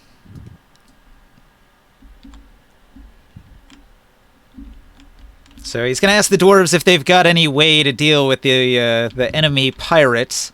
And many of them have throwing daggers and knives and hatchets and things like that. So they're going to draw their weapons and get ready to make a mass ranged attack on their next turn. So for now, they're all sort of using the aim action. And then next turn, they're going to attack with advantage.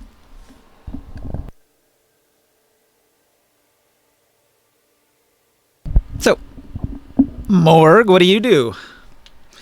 Are there any windows on this level? Can I see what's happening outside?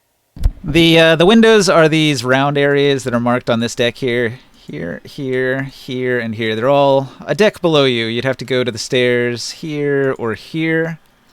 Alright, so the answer is no. So I just hear the noise crashing of ballistas and screaming down below. So I'm going to rush downstairs 5, 10, 20, 25, 30, 35, 40, 45, 50, 55, 60. So that's my action to dash. And then I'm going to turn into a...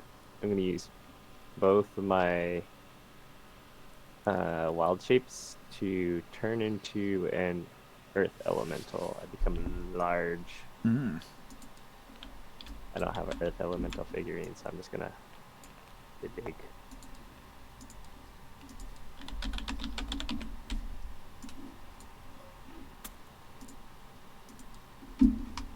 Some of those might work. I think I got a earthy one in there, or at least something you could paint brown. This will work, I guess.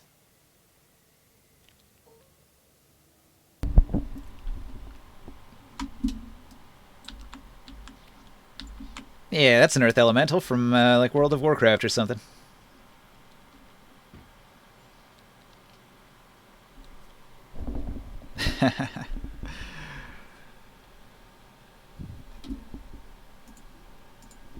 Alright, so that's my turn. Before I go down there, I just shout at the captain, sorry, we're gonna damage your ship a little bit to get rid of these guys. The captain says, "Aye, protect me ship! It's what I pay you for!" Alright, that is my turn. Okay. Come at me, pirates. So, the Silt Pirates, they're going to rush towards the doorway. The one leading the charge is going to attack with a cutlass. He swings on you. Look at my stats here. Gang of pirates. You know what? He makes a swing, and he's got a really good roll. He gets a 23 to hit. Hits. Oh, wait, actually, 26 to hit. Is that exceptional? Nope, AC 17. All right. Well, he hits you for 6 damage. Chop with the cutlass. The 4 guys behind him, they're all going to pull out crossbows, and they're going to fire them.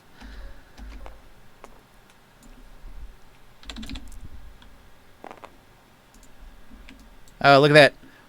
A crit fail. An 11 and an 18. But 18 and crit hit me. Nice. All right. So the light crossbow does a D8. Oh man, I maxed out on that one. Are any of them magical? Otherwise, they're doing half damage to stone elemental. It does 18 mundane piercing damage with a crossbow bolt. Okay, then 9. Piercing's halved. Yeah, it is. Okay, and that was the crit one. Let me open up my crit table real quick here and see if that does anything fancy for him. Great and Glory crit table says that when he strikes a critical hit with a ranged weapon, his crossbow bolt is going to dig into your rocky body.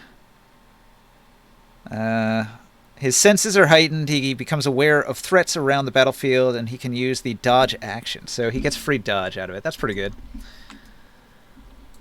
So that's going to be this pirate way in the back here. He's like, oh, this looks like a dangerous situation. I better dodge.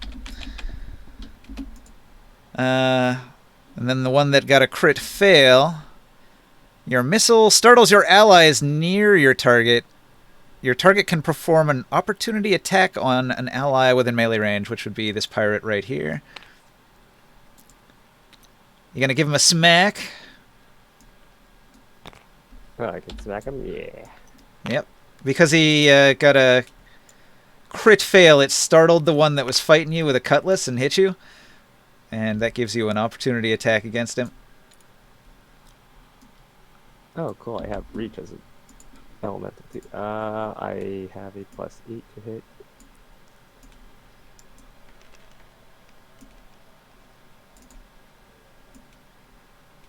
Does 13 hit? The pirate's armor class is 16. He dodges it. Agile. Gets the hell out of the way of that swing. I am slow rock. There's the moss flings off of my rock. So, the pirate that you're fighting, it looks like he's wearing some kind of scale mail. He's equipped with a crossbow and a sort of scimitar or cutlass type of weapon that's made out of obsidian, probably. I was gonna ask. All right. So the other bolt, the regular bolt that hit you, hit for 10 damage, which you cut in half to 5. Over here, Orin, there's all these pirates in here. And I didn't get attacked at all that turn. well, it's their turn right now. So there's an Oh, okay. elemental and there's you, and they have to decide what to do. The elemental was unable to budge them, but they can see the danger in it. So they're probably going to engage with the elemental first. Oh, okay.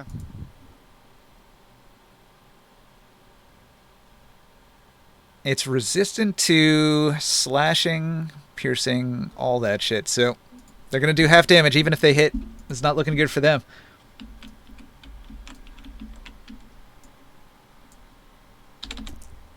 Four of them, with their scimitars drawn, slash. I got a crit. The AC on a air elemental is 15. So a crit, a hit, and a miss by 1. Oh, that 7 was close. I need an 8 or better to hit the elemental.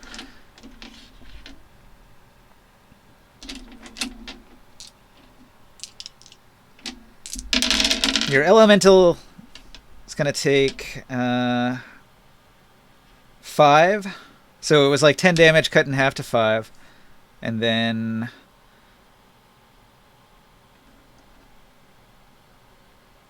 11 gets cut in half to 5 also. And then 5 gets cut down to 2. So your elemental ends up taking 12 damage that turn.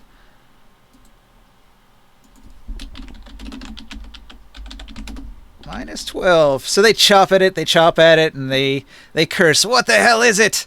The wind is attacking us. 'Tis an elemental. Our weapons are barely affecting it. And they curse, and they're putting up a pretty good fight. The elemental has lost a chunk of its hit points, but it's not really feeling it yet. So that's fine. Up on the deck here, the half-giant that wasn't set on fire is going to fire his ballista straight down through the window. Orin, Yeah. a ballista bolt comes flying at you. Whew. I've got an 18 to hit. That does not make it. Okay, a ballista bolt goes just past you, impaling through the wall. So there's now a huge ballista bolt The sticking Matrix. sticking through Yeah, the cabinet next to you. That's by 1, by the way. You missed it by 1. So it's very much right by the nose. By the nose. If he had hit with that, it would have really hurt. Yeah, I would imagine.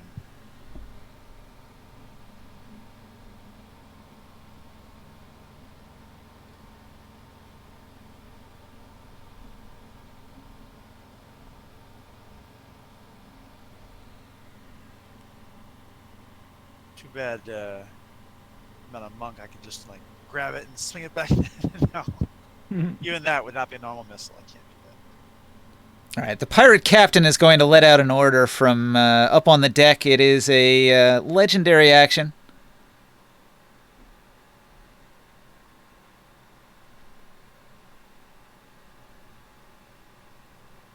So he gives commands to his crew.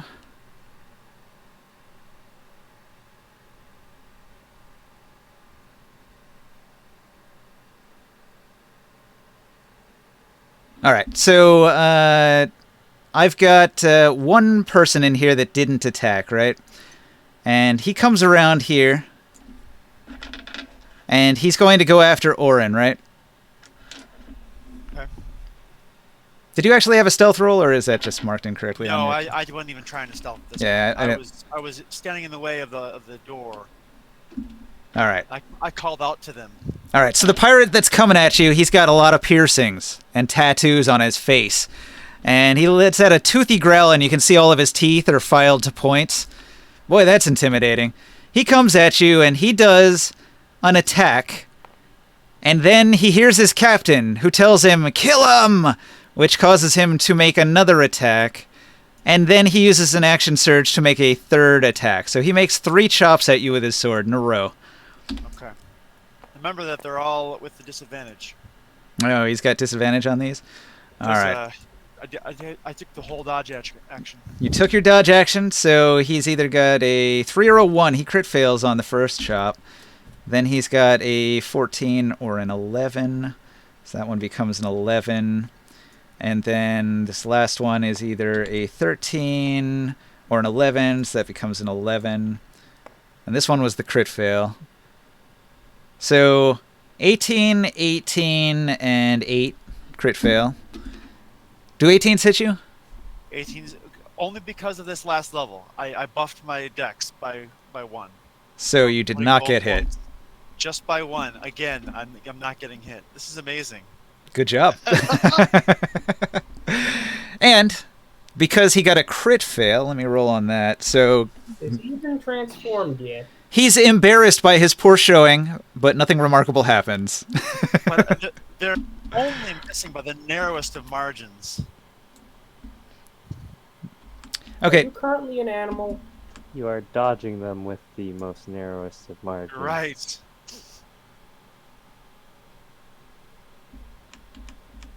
With a mighty leap, this half-giant launches himself onto the deck up here.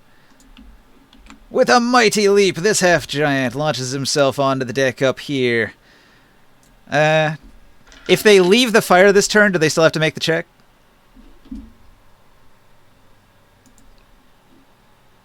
Each creature within its area has to make a dex saving throw. On a failed save, a creature takes the fire damage or half. Creature takes the same damage when it enters the wall of fire for the first time on a turn or ends its turn there. No. So I think if he leaves his turn, he doesn't take the fire damage this turn. So he just basically, like, these two, they abandon the ballista that's in the wall of fire, which will continue to damage their ballistas, but not the half-giants who are now on board the ship. And this half-giant here, he's going to turn around, and he's going to grab a javelin, and he's going to throw it at Omen. Oh shit. Damn. Alright. Omen gets hit with a javelin for 11 damage. Lets out a squawk of protest. He's got 43 hit points. That's a pretty big chunk. That's like a quarter of his health. So there's a javelin sticking out of his thigh, and Omen's got a limp. The other giant here is going to make a dash action, and he suddenly bursts into the room down here where all the dwarves are with a snarl, and he picks up this chair and he throws it, and all hell breaks loose. Lies. Do you get the joke? That's a Boondocks reference. Nice. Never watched that show. Oh, too bad. Well, Good stuff. Are you If talking you about the don't- one with Dewey? if you don't know, when you throw the chair is when all hell breaks loose. Oh, no, he didn't. So Oh, is that the one what, with was the, Granddad? what did the second Yeah. giant do? Okay, well, this giant fired a ballista at Orin and missed. The other two giants jumped. One giant dashed. The other giant threw a weapon, the javelin that This hit Omen. little piggy went wee wee wee all the way home. So, Oh, no, Mr. Booty Hole Man. Omen took a hit, but aside from that, nothing else happened. So then it goes back to the top. Orin, what do you do? All right. I don't have any backup here besides the air elemental. I'd like to go in and actually wait. Hold on. These pirate raiders are knocked down. They shouldn't be though, right? They're No, they're no. fine. It's just the elemental was knocking them over, but they're all standing. You can see I can't do much. They're overlapping too much. Yeah, I understood. Understood. Okay.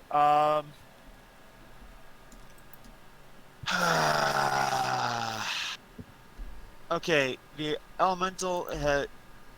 Will the elemental be giving me advantage on anybody? If I go in and get one of these other raiders, okay. Will the air elemental give me advantage? Yes, It's you may. a little bit unclear, but the air elemental space is technically these. I'm tempted to just go ahead and do a dodge action because I don't really have So legit backup. I'm just trying to defend here until they can get loose. Just defend the rest of the crew here. Unless I can go ahead and sneak up like what is that called? Acrobatics up here and go ahead and take on one of these pirates. all right, so this will help visualize it a little bit better. They are standing in the red box. The elemental is in the red box. They're all affected by the whirlwind that's trying to blow them out of the ship, but they resisted. The rope helped. And so any of the enemies that is engaged with the wind elemental in combat, which is these four guys, if you hit one of them, you get sneak attack automatically. But this guy who's in the doorway fighting you, he is not in the box. He's in the square in front of it there. Right.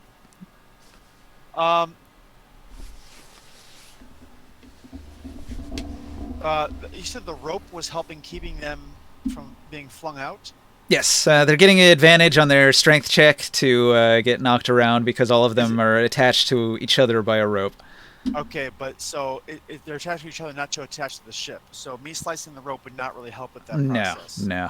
Okay. But if you can knock one of them out of the ship, the others are attached to them. It's going to limit their movement ability. They all basically have to stay within 5 feet of each other. I'm gonna take a risk and take a sneak attack damage shot at one of these guys, and hopefully I don't get destroyed the next round by Toothy Man. So to do so, you could move into the space where the dresser just got obliterated by the ballista bolt. Well, could I just stay where I am because it's ranged, you know? You want to make a ranged attack from the hallway? That's fine. Would that be at all an issue for me? Do you get disadvantage when there's an enemy fighting you to make ranged attacks? No. I think it's only if the target's 5 feet in front. Like if you're shooting at a target that's 5 feet in front of you. Well, I've got a spare, bonus and everything else. I could do a disengage, take 5 foot back, whatever. I could do this maybe if you want. It's just you've got this angry pirate swinging a scimitar 3 times at him, just barely missing on 2 of those attacks. So it seems tricky. But yeah, if Okay, you well, if you do how about want this then? How to, about this? I'll blow another teleport dagger no. and teleport over here on the other side of the window air elemental. Where you're Okay. standing here, this is where the ballista is attached. Do you want to do anything with the ballista, or are you interested in the pirate raider? So cutting the ballista loose would be. I don't think I need to yet, So- unless it becomes a fire hazard to our ship. So right here, there's a rope. If this rope was not connected, the ships would not be connected at this end, but you'd also have to cut the rope here to fully disconnect the 2 ships. I don't necessarily see that that's a tactic. Does it look like there's more crew on the other ship, or is this like this is their once and done? This is the raiding party, and this is pretty much it. There may be more below deck, you don't know. You can't see below their deck, but you can see that there's a bunch in here, and you can assume there's a bunch over there as well. From my time with the military, would I be able to knowledge that information? You can hear them. That's what I'm saying. They're screaming their heads off. They're fighting an there's more- elemental. No, but there's more inside the other ship. Well, I'm just indicating Like that you're looking out the window. You can see they've got this battleship that has a below decks, but you don't have X-ray vision, so you don't know what they got. That's all I'm Right. saying. And I can't knowledge that from my time with the military, right? Yeah. They're not military, they're pirates. So this is sort of you as a player has to use your mind to sort of gauge what is this, 10 pirates on that size ship? Is that all they have, or will they have reinforcements? That's for you to decide. What do you think? Well, I see Taurus over there. I don't want to cut him off. Well, I'm in the air. Like, I just jumped off the back of our ship onto their ship.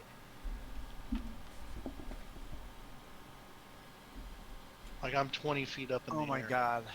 Doing an acrobatic barbarian leap.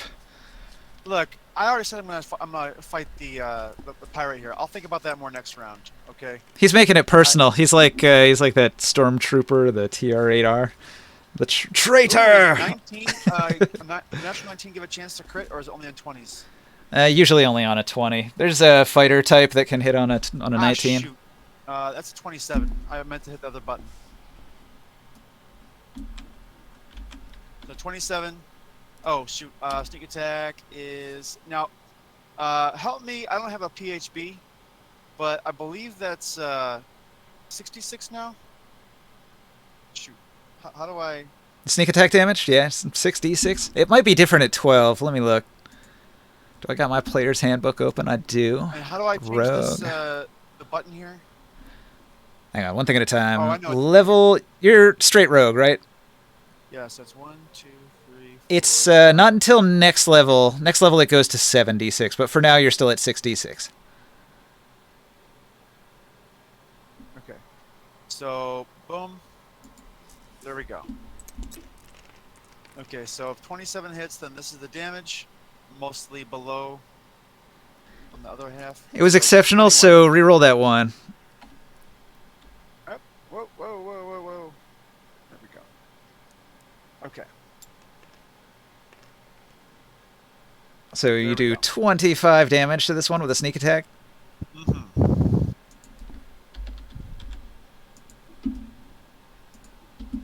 That's a pretty serious stab in the back. He lets out a cry of pain. That's like half his hit points in one shot. He makes a con check, and he fails, which means he's got a bleeding wound as well. All right. And if this Toothy Raider wants to come after me, he has to go through the air elemental. Hopefully, the navigator hid during did something during his move, so that maybe he isn't part of the focus now. But He took the dodge action. the navigator on the other side. Yeah. Okay. Well. Oh, actually, he goes over here and he closes his door. Okay.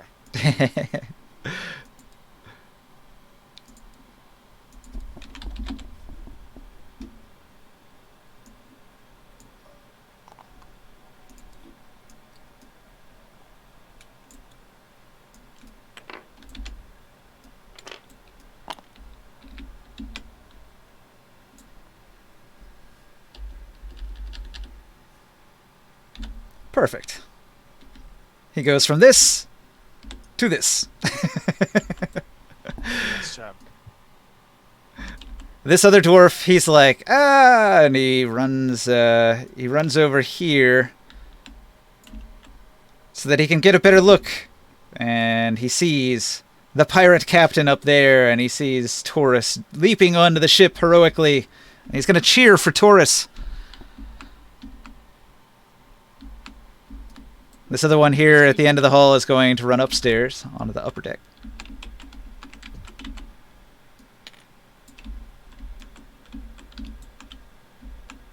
What are you doing, Taurus? It's your time to shine. I am committed already.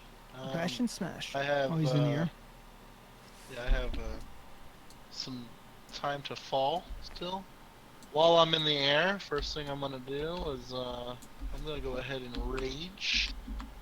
Give me the extra bonus movement. So hold on, let me spin the rage real quick. Rage bonus action done. I am trying to fall at this pirate captain. Wait, here. Do I have enough to fall and do my first swing? Roll it. Okay, first swing is gonna be a. I think I'm gonna go reckless as well, just because it's kind of I am reckless already, you know. Oh man, that was almost a 20. Oh, God. A 28 to hit. Yep. For.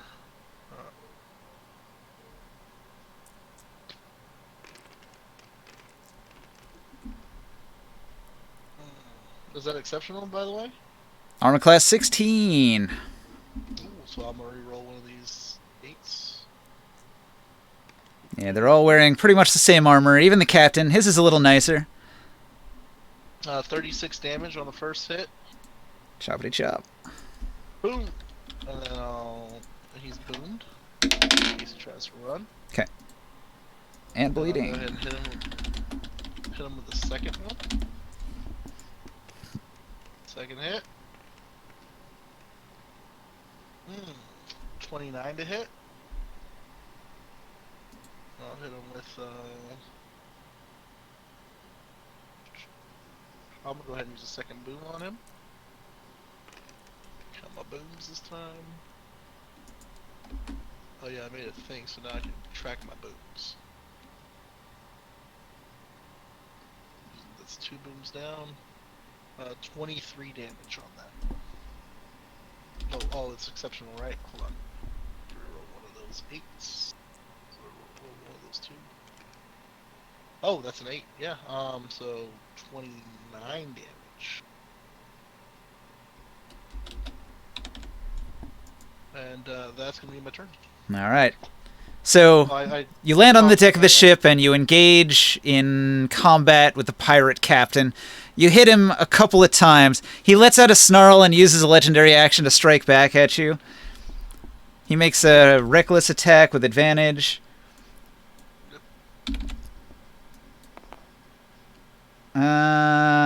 Ooh. 14 probably doesn't hit you. It does not hit me. All Tell right. him, you chose the wrong ship, bub. All right. Krios, what are you doing?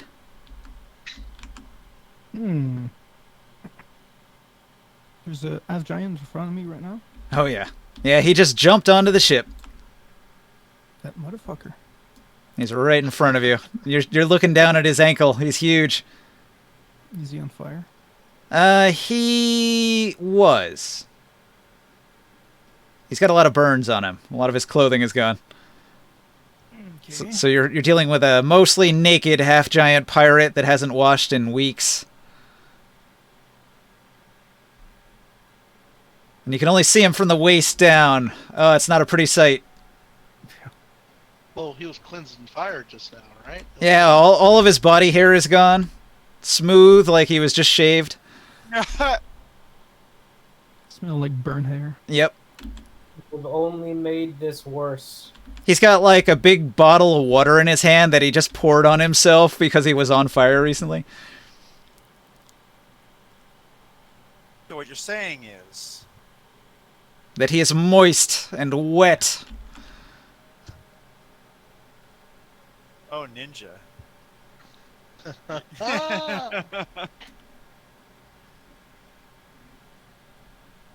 That's funny, considering you just reduced me to a desiccated husk. 1 second. Yeah, you weren't expecting to have a half giant in your face. That's okay. I prefer the other half. I'm gonna cast Burning Hand on him. Oh, you touch him. You touch his dangly bits with your burning hand. Oh my God. No, makes a cone of fire. Yep. You can do a dex save. Hmm. 19. Nah, he doesn't make it. Okay. I rolled a 12. I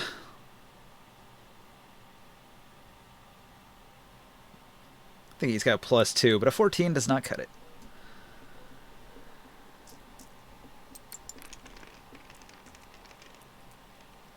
I'm gonna re-roll the 1s and the 2s.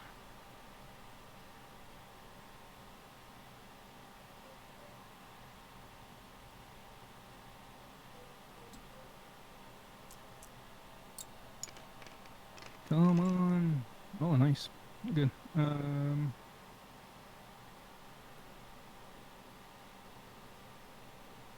+8. So 31 damage, fire damage. All right. You burn a big chunk of his skin off. He's a burn victim now. He doesn't like it. But if I move away, he's going to have an opportunity attack. Huh? True. I'm gonna face him with my shield. All right. So, That's it. ring sight. Actually, you want to do the damage right now to the boat and the ballistas. Okay. I'm gonna roll it again.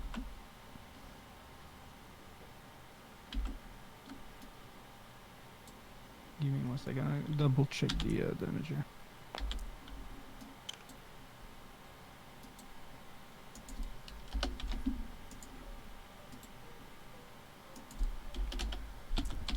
Okay, damage incoming. So an extra 33 damage. 69. Nice. There you Nice. Nice. And 76 on the other one. Everybody say nice. Nice. Yes. I added a little bit of extra damage because they have vulnerability to fire. They're all made of wood and go. Okay. string, so they're burning up pretty good. And what about the boat? Yeah, the boat too. Although the boat would take a long time to burn. That's Yeah. not going to disable it. Okay, not for now. Eventually it would burn it up, but for now, they got time to put it out. Okay, that's it. I'll be ringside. It's your turn. Taro, and you're muted. What do you got? What are you going to do? How far apart are the closest giants?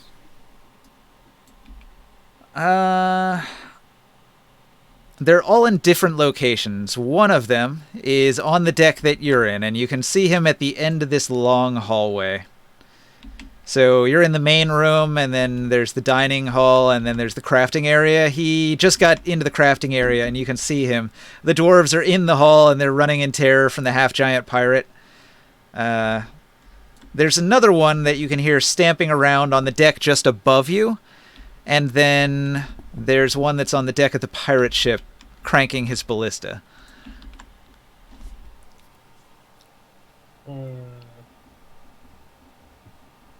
This is a problem.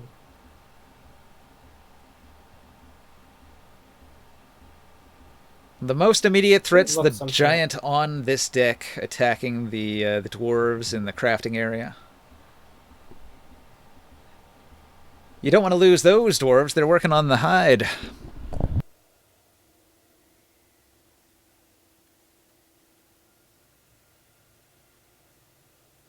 Baby, come back. Any kind of fool could see. Wait, the half-giant pirate got up there? The heck? Hmm. Let me think. Ooh, I have an idea. Um, the Everything about you. so what the rope that's tying all the pirates together, extends over the ship, right? They're No, it's only among themselves. Yeah, they're like mountain climbers. They're just all attached to each other, but they're not attached to their ship. The only way the other ship is attached to this one is by the ballista bolts that are stuck into it. Can I still communicate with um, the air elemental? You're within 60 feet, so you could shout at it, yeah. Hmm. Also, it's within one movement if you want to go down below decks and talk to it directly.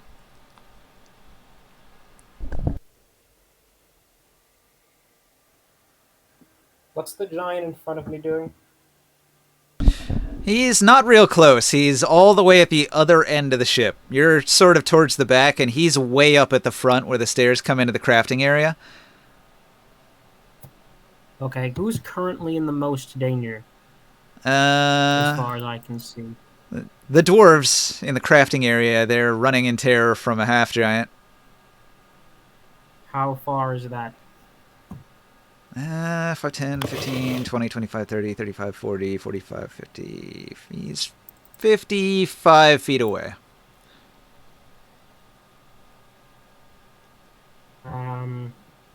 All right. Uh, all right. Get on top of Omen and fly in that direction, and then, if I move like as far as I can move without dashing, can I see the giant?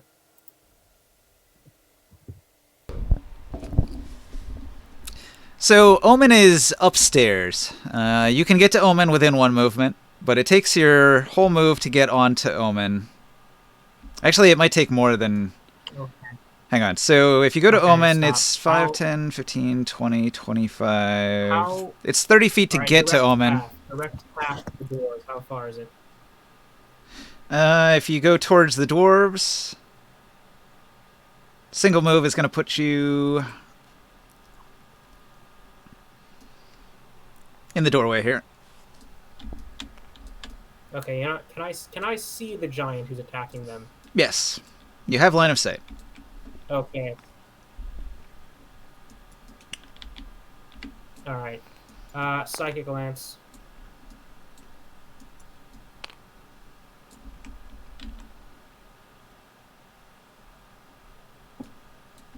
And I'll use my Ring of Probability to up the DC just a tad bit more.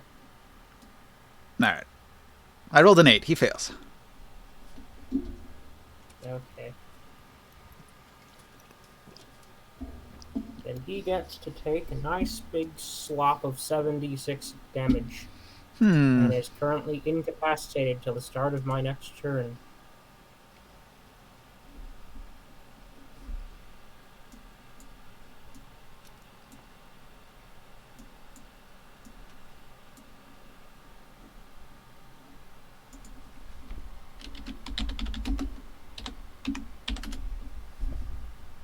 $21 damage.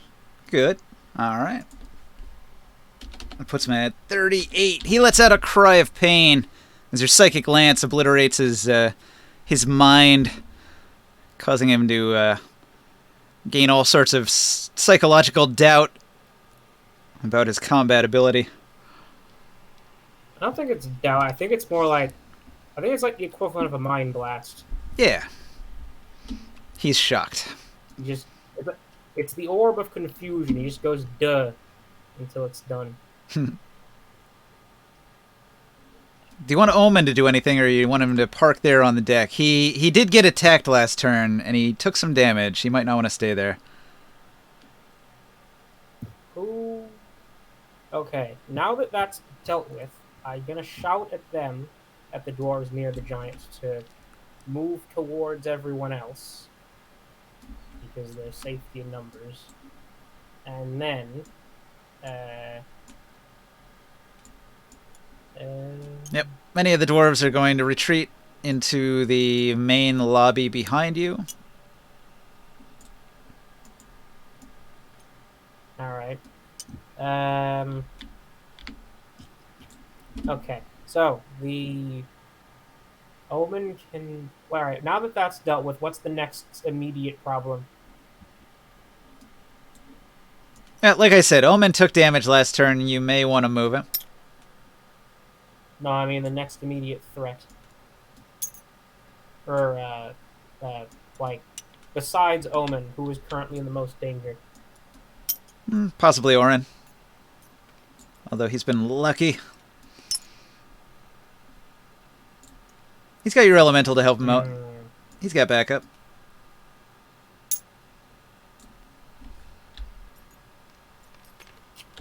I can't think of what Omen should.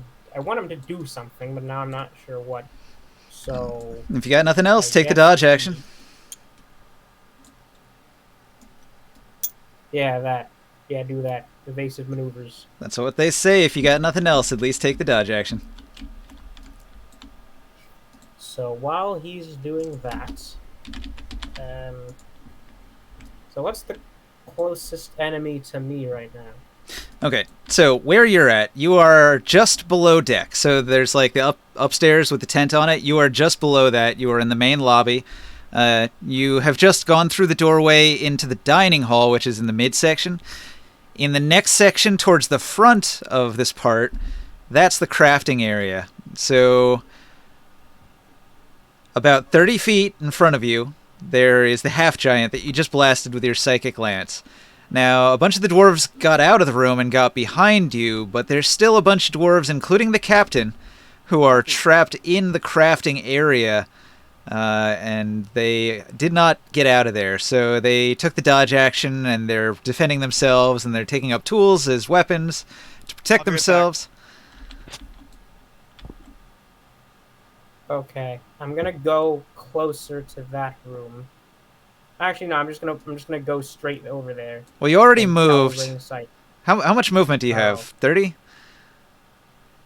Yes. You moved, you did an action. You've got a bonus action, but you probably can't do anything else with that if you're not a rogue. How far is the captain? The captain's around the corner, 45, 50 feet, something like that.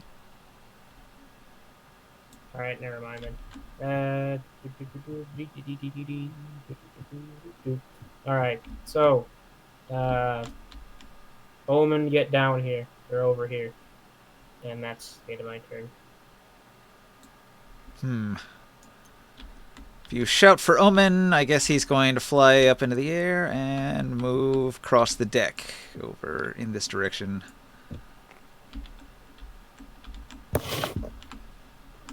Sia is going to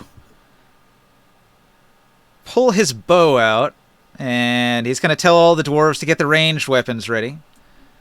And he's going to move to the edge of the ship here. And he's going to look down at the half-giant cranking the ballista, and he's going to say, "All right, men, make it count!" And he unleashes hell with his arrows. And he gets 2 hits, and then they get 2 hits.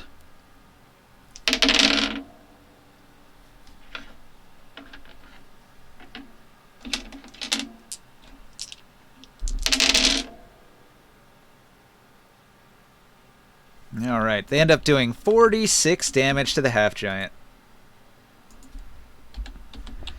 The half-giant's just down there, he's like dropping a new ballista bolt in there, and he's beginning to crank the winch, and then he gets hit with an arrow in the shoulder, and he flinches, and then he gets hit with a knife in the other shoulder.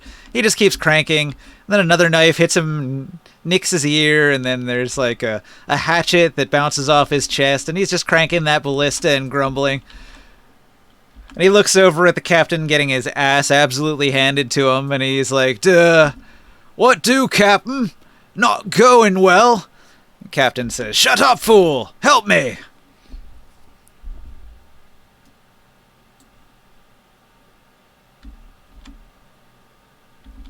All right, Morg, what are you doing? In your new elemental form, facing down all of these pirates. I smash. I smashed the ones cutting me.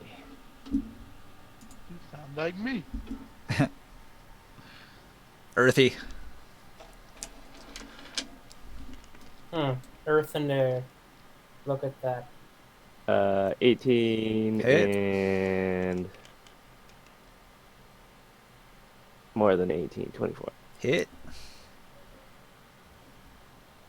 Oh, and I rage. I would like to rage.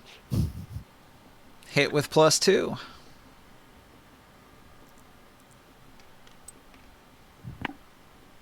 Alright, I'm takes back. total of 26 bludgeoning damage. Smack. All right. I blast him with my big rocky cannons. All right. He doesn't get a wound.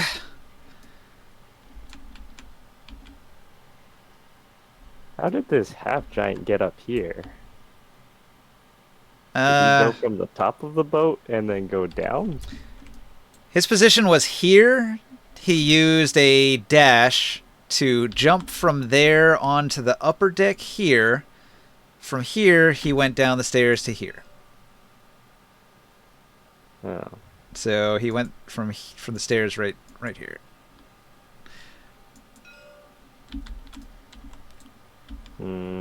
Would I know he's up there? Yeah, there's a whole bunch of screaming coming from the stairwell. You hear the boot steps of the dwarves on the thin deck above you as they run down the hallway to get behind ring sight.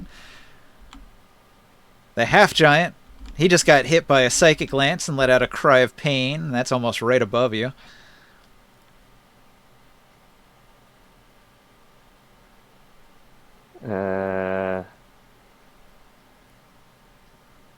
Yeah, I'm going to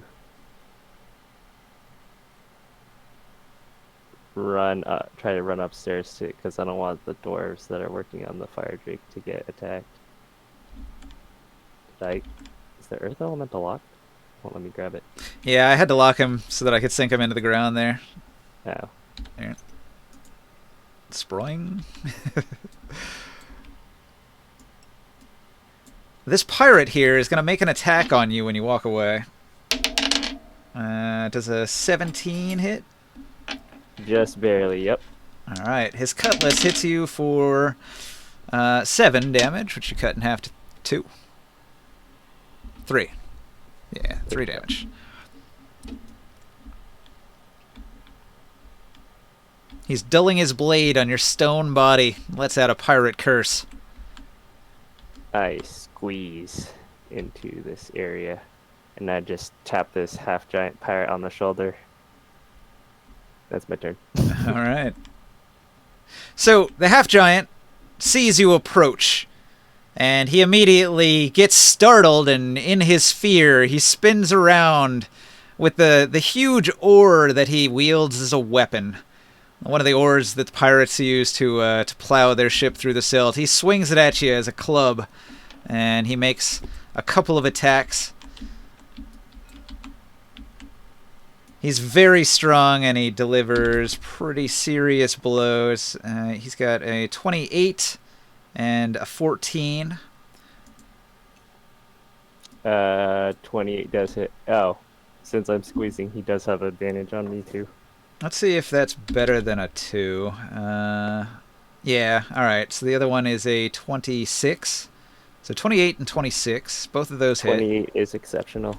26 is not. Okay.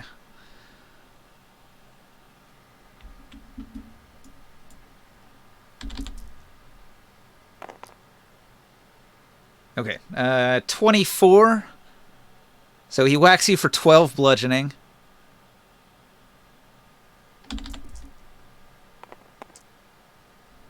And then 26. So that time it does 13 bludgeoning. That'll ring your bell a little bit. Whack! Whack! 2 solid blows. I crumple. He's going to stay within your reach, but he's going to position himself on the table here.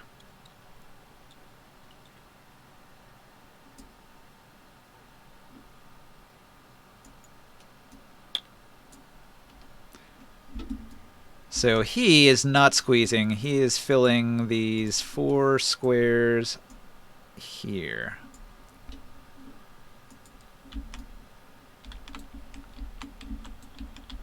So just a positioning thing so he wouldn't have any disadvantage on his attacks. The distraction is going to give Ringsight a moment. It's got something else to fight other than the captain, the dwarves, or Ringsight. Below decks, these pirates, they see that the Earth Elemental has left them alone. They're going to cackle, and they're going to loot this dresser here. They're going to take it, and they're going to come over here, and they're going to throw it across onto the deck of the pirate ship. So I got this one here, this one here, this one here, this one here, and this one sort of guarding the rear, watching the doorway. And they're like, we got some, boss. And the pirate captain way over here is like, idiots, help me. Alright, so you teleported behind these 5 pirate raiders. They're going to make a whole mess of attacks.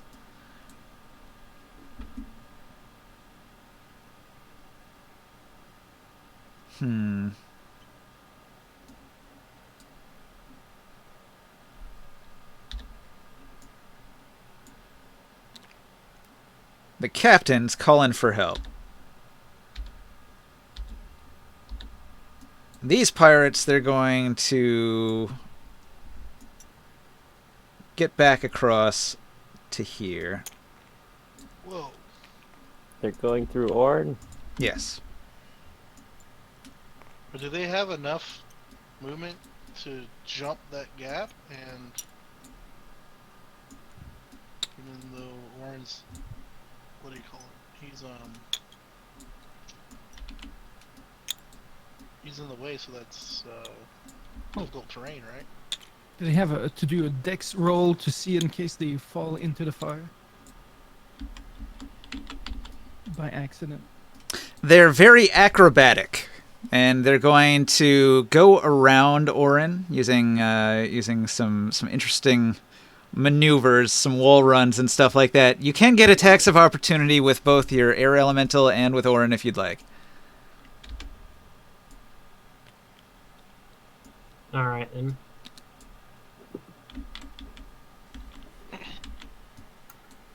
Actually, you know what? I'm going to use a legendary action that the pirate captain has that gives them free evasion so that they don't.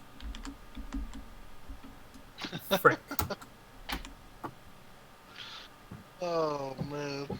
So the captain's got this ability.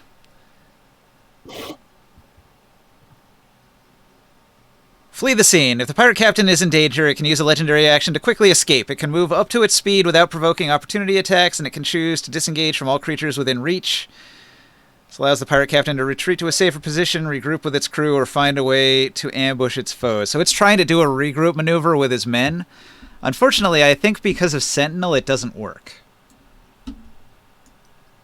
Even if he takes a disengage has action, sentinel? I still get an opportunity attack. Yeah, so if you want to make that attack, you can. If I hit him with my sentinel attack, his movement becomes 0. Alright, so that could lock him down here. But his men still got the move, and they move to here. So swing away. 24 to hit. Yeah. That's gonna be, and I'll boom it. Oh, he's also booming. Uh-huh.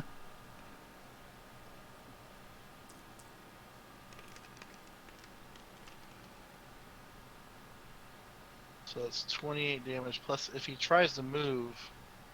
Yeah, go ahead and roll that, because he is trying to move. So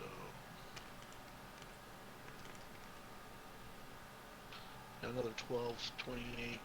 Okay, so the pirate captain uses his special ability, flee the scene, not knowing that you have Sentinel. So he does his acrobatic tuck and roll, and you just golf swing into his face. He gets stunned by that, and then all of your booms explode, and he just keels over dead. What? Oh my god. I opportunity attacked him for 40 damage. Stop right there. All of his what explodes? Each time Taurus hit him, he applied a boom, which does 2d8 when he moves. So he got hit with an opportunity attack, and he took 2d8 from 2 different booms. And Well, so, no, it's just 2d8. Wait, doesn't that only apply? is it like if 1d8 each per of them boom? at the same time? No, it's 2d8. It doesn't stack. It doesn't keep stacking. Oh, okay. So you can only put it on him once? Yeah. All right. But I can do the booming blade to get an extra attack on him. Ah. To get an extra d8 on him. Anyway, he was badly wounded from the initial hits, and so that was enough to drop him. Had he grouped with his men, though, they could have used the Horde Protect maneuver on him. He didn't make it that far. His crew is shocked. I'm going to make a morale check. Crit fail. The pirates see their captain die, and they throw down their weapons and put their hands in the air, and they say, "Holy shit!" They see Taurus annihilate the captain, and they say, "You're so strong, please don't kill us." Yay. Nice. Do I I say, hear this Put from it where I'm back. Okay, the pirates they move the cabinet back into place and apologize. Do I hear this happen from where I am? I mean, I guess they're not gonna continue combat unless you guys are. Are the giants also? Are they also like following suit? I rolled morale for the entire pirate crew, so once the captain dies and word spreads, they're all going to surrender. I guess we'll probably be out of combat. That was hilarious. It's like, I need to get out of here. See ya, son. For some reason, that shit just keeps on burning, though. Yeah. Jeez. Oh right. Yeah. I If tell, we're not in combat, my air element is gonna go put that out now. Oh yeah. Can wind put out a fire? I don't know if that works. No, not that Fire, one. if you have no That's fight. a magical fire. Oh, never mind. Can wind put out a magical fire? I don't know. He's just spreading it. Yeah, I think that made it worse. If the air much element blows decides away? to suck all the air out, there's no oxygen to burn. There you go. That's fair. That's fair. You could command it to suck the air away. I wish you wouldn't just Yeah, burst the into air the elemental next can like choke out people. That's a smart move. So let's say that happened in character, that Orin shouts at you and says, "Hey, make it suck the air away." Well, no, that's something he could think of. I mean, he'd know that. He'd know that. Oh yeah, he knows physics. You know, he knows. He knows Arcana. Give the man a break. It says, I was looking at it online, it says a ballista is usually about 450 pounds. I want to walk up and I tell them, I want everybody front and center now. And I pick up the ballista. I pick up the ballista into my hands with 2 hands. While I like put my my maul on my back. I pick up the ballista, and then I jump onto our deck to put it over there. Well, all right, with a quarter-ton ballista, you make the leap. I put the ballista on the back of the boat over here, and then I'll jump back, and I want to see all of them up front. I'm gonna just join Taurus now that the fire's out. I want to be present for this. Are these ballistas destroyed? They're badly damaged. They're on fire. The pirates are gonna beg to put the fire out. Like they can help, but they're not gonna do anything while they're prisoners. But if you give them leave to grab buckets of water and to put out the fire, they'll try to put out the fire. I tell the big half giant pirates to pick up the ballistas and take them over to our boat. The flaming ballistas. Yeah, they're not going to do that. we need to put the fires out first, or ship will burn. Okay, I'll tell them to do that. I'll I'll tell them to punch put it the all half out. giant Air going up elemental the while deck. you're putting tell out the them- fire. I tell them, I am the captain now. Look at me. I am the captain now. Ah, dang it! You beat me to it. I did. No, he beat us. He beat us both to it because he did I'll it. pick up this flaming ballista, risking getting on fire, and I'll jump across with this flaming one, hopefully trying to put it out on the way But for over. Rick's sake, you know what? No, hold on, stop. I'm just gonna do something and solve this issue. Control wins again. Apparently When I it's get over probably- here, I'll ask can you put these fires out on these ballistas? All right. One, two. I don't know. They seem to be out of control. Oh my god. You never tell a fire Yeah, cleric yeah. to put a fire out. What are you, With crazy? a smile on his face, right? Why would he ever? Because we want the stuff to use in service of Mr. Fireman, so help us get rid of this one. So you're asking him to put the fire out, and he's just like shrugging his shoulders. I don't know. What is soul fire? I'm gonna start casting you know what? I have landing an a lot idea. I on have these an idea. ballistas. I that try are to reason If I with burned. cast more and I'm fog like, cloud, what about the loot? if I cast fog cloud on the area that is burning, will it be put out?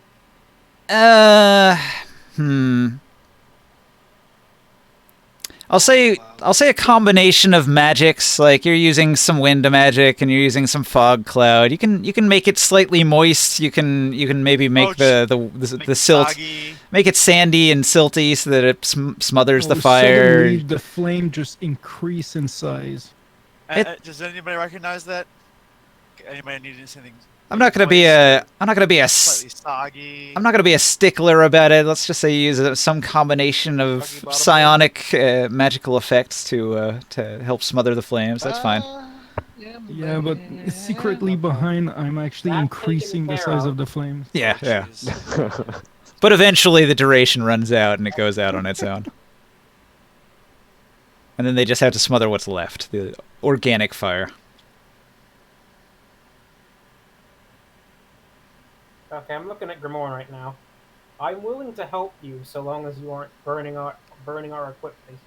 I was kind of surprised by how that turned out because almost every time I roll a morale check, they do really, really well. I'll roll like 16s and 18s all day for morale checks. And, you know, the enemies, even when it would make sense for them to run away, sometimes the morale check just demands that they fight to the bitter end, to the death. But these pirates, very first roll, and they're like, nah, we quit.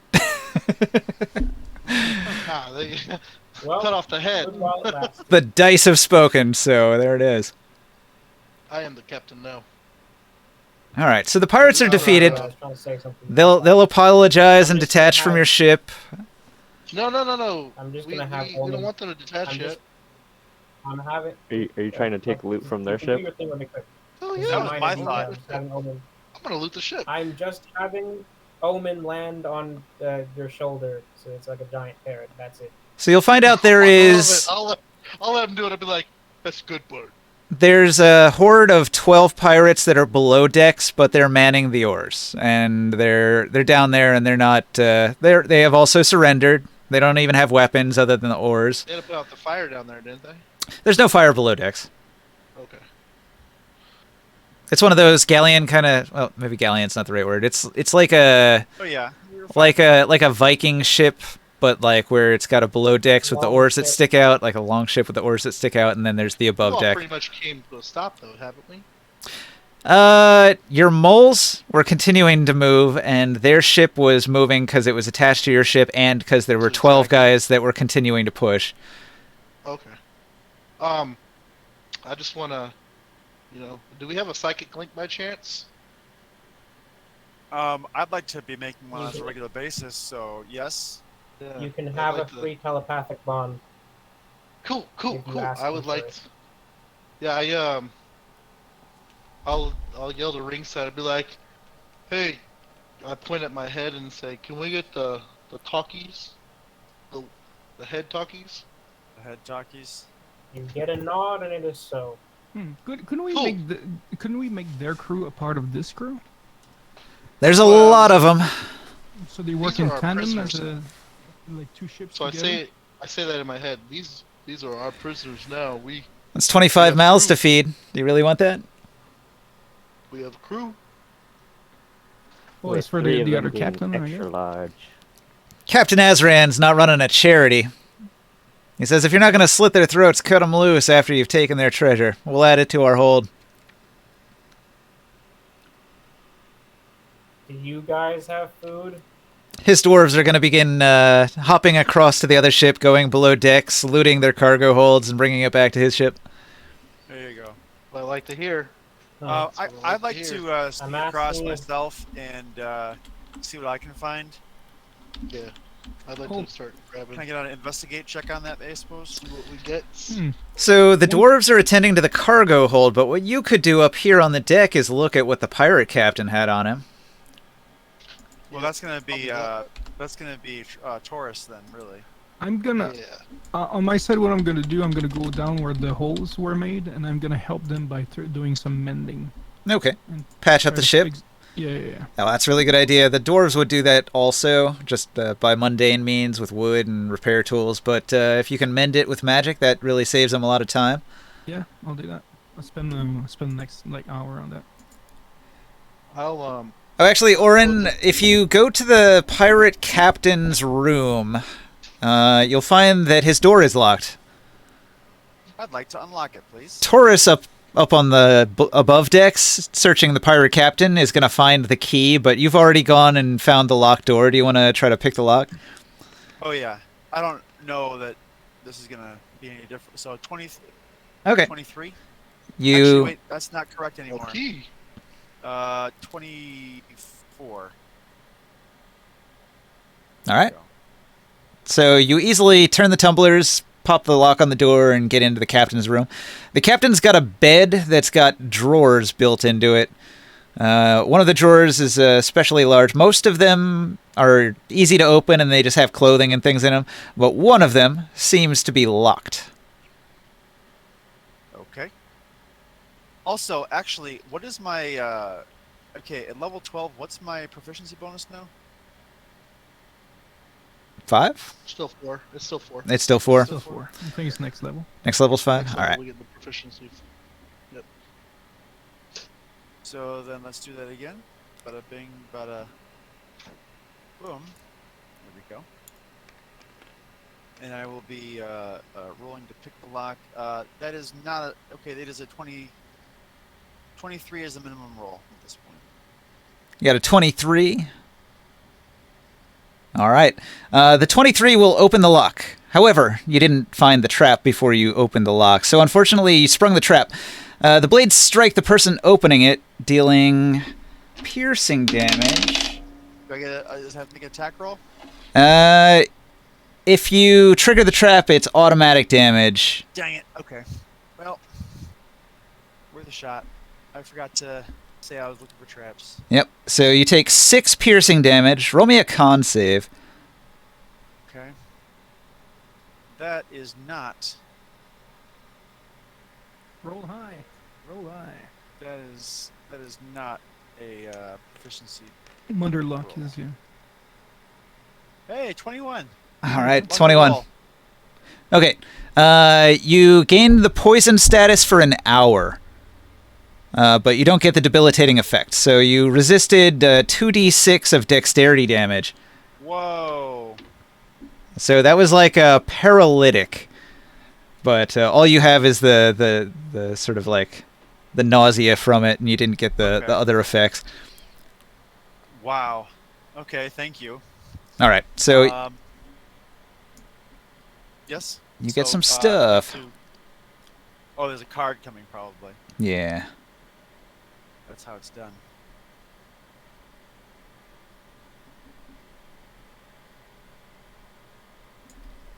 Okay. So everything that everybody finds, I'm just going to put it all on this note card. I shout off the top of the deck, Taurus. Are we sending them on their way after we get Wait, rewarded are you for doing this letting out them loud, live? or is it through the mind? Yeah, to the mind. Okay. Let's say, like, So Orin, what you've just uncovered is the pirate's treasure chest. He has 32 gold, 442 silver, 23 glittering gemstones. There's diamonds, rubies, emeralds, all plundered from wealthy merchants. Oh, here we go. I see it. They're worth 100 ceramic pieces or 1 gold piece each for those 23 gemstones. The room itself has a large leather wall map of the local Silt Sea and the Road of Fire, which is probably worth some money. The captain that Taurus just defeated, he has a set of 2 masterwork flint cutlasses on him. Down in the cargo hold, the dwarves are collecting a collection of rare and exotic spices, a barrel of rum, a second barrel of rum that's mostly empty. There was an ornate cutlass that the pirate captain was using as his primary weapon. It looks like it's probably magical, but remains unidentified. Down in one of the rooms below, they find a set of navigational instruments and charts that their navigator had of the local area. That's worth 250 ceramic pieces for the charts and 25 ceramic pieces for the navigator's tools. In their hold, they also had a collection of strange creatures preserved in jars of salt water, such as a silt spawn, a silt horror tentacle, some cloud ray eyeball, possibly valuable to the right buyer, but maybe not. Maybe edible if you're desperate. You want to eat a cloud ray eyeball. They Not also really, no. they also might have been slavers because they had a lot of rope, and then they had a set of shackles and chains used to hold captive crew members, possibly from a conquered slave ship. It's 5 iron manacles attached to an iron chain to create sort of a chain gang row, similar to what you saw the pirates equipped with. But this is like the fancy one. This is like the captain's fancy one for his valuable slaves for when he'd take ones to market that he'd capture on ships. Oh my god, there are the native gold. Those navigation instruments, do they look special? No. They're pretty typical. Your own navigator on the dwarf ship has one. Yeah. these half giant, these 2 half giants that we have left, are they There's a Are they- third one. Huh? There's I 3. thought he killed one of them. Oh, okay. Nah, they're wounded, but they're not dead. Are they notable of any, like, are any of these guys skilled laborers? Like, are they all just common? They're all pirates. They have the pirate class. They're skilled at using whatever, like, sailing pirate ship kind of stuff is required. They can man the rigging. They can steer the ship. They can maybe do a little bit of navigating. Anything related to ships, they have skill in that. And that goes for any pirate. They're all experienced sailors, mainly.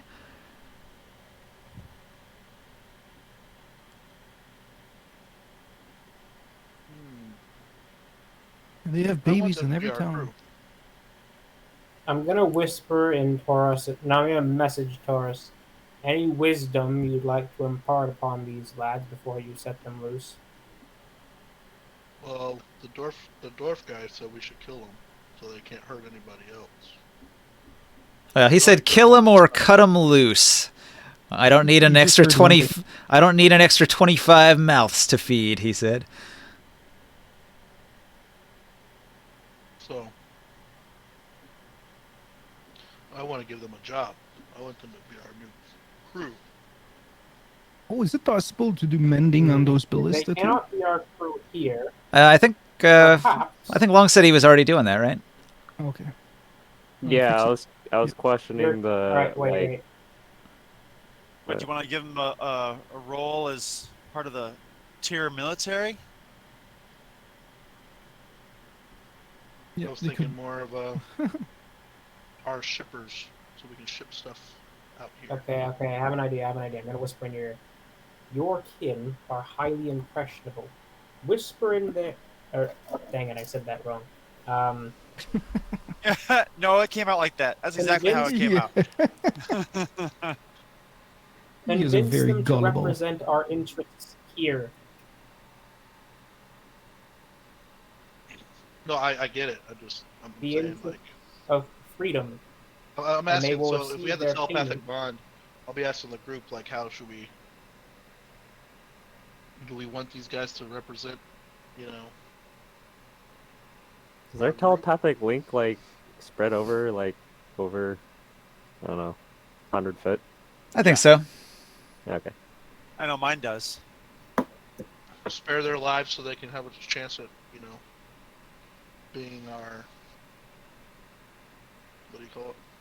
Tell Our them the subordinates. value of freedom and the other Tyrian values, so they might Alright, be. I'll ask I- them that line. Yeah. So basically, you're gonna say unknown you letter. work for us now. They're going to agree because what else are they gonna do? They don't want to die. However, I mean, they're they're pirates, though. They're free, right? they're Aren't pirates free people. well. I was about to say they're pirates, so I mean, I don't know how trustworthy what they say is gonna be, but Right. they'll agree to whatever you say. Okay, the second that they agree, I'm scanning all their brains. Okay. Well, I mean, it varies from pirate to pirate. Some of them think that as soon as they get away from here, they're probably going to go back to piracy. Other ones are. Well, the half giants are impressed by Taurus and have all alignment shifted to be more like Taurus at this point. Yeah. How so? Yeah, In tell what me which direction? one. Half giants have a feature called like malleable mind, where No, they I know the feature, but which alignment did they go to? more like Taurus. I'm good. Yeah, That tell me. don't help me. Tell me which of these pirates. Taurus has Or- become their role model, so they will just emulate him in whatever way they can. Tell me which one of these pirates are not going to So, follow. so at this point, they're like, "Oh, we got to beat up pirates and stop piracy." And the other pirates, they're like, "We'll go back to piracy." They're gonna have some problems. I'll say it So out loud. So I'll say it out loud to them. I'll say, you guys must decide right now. You either be our crew and work for us, or die. No, I mean, If you choose, of course, they've already surrendered. They'll agree to whatever. no, I know, but I'm saying, and if you leave here and go back to piracy, my giant friends here are gonna kill you. Well, They're my remember, new enforcers. their alignment is just shifted daily. So when you're not around, it might not last very long. They could be influenced by the other pirates. anyway, But they might feed off each other. True. I'm just gonna scan all of the pirates and. All right, wait. Besides the half giants, are any of them like sincere at all? Oh yeah, some of them, probably half. So the plank for those that are not sincere. So many of them are maybe young and they haven't been pirates for a long time, and they haven't had many good missions before they got decimated here. So those ones, they're more likely to say, I should quit piracy, like they're saying. And then there's other ones that are probably older and more set in their ways, and when you scan them, they're like, what else would I do? All I know is piracy. I'll probably go back to pirating no matter what they say. Okay, last question. What is their opinion of killing people or enslaving people, either or, and then scan all their brains one last time? So you're just going down the line, putting your fingers to your temple and just staring at each one, making them all real uncomfortable. Oh yeah. Just Go double right through their checking brains. their Yeah, if you find one, you put your hand on them and say, "It's afraid." Oh nice. Well, thanks for reminding me that existed. Starship Troopers. Okay, so again, it varies. Some of them are more neutrally aligned. Many of them are more chaotically aligned, right? So the chaotically aligned ones are more likely to go to piracy.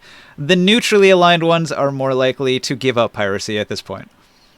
Are any of them evil? Okay. Out of these pirates, no. They do what they do to survive. It's all they know. Okay. I want to Hmm. offer them a Alright. deal. I'll whisper this to the party in our minds first. And I'll ask. Alright.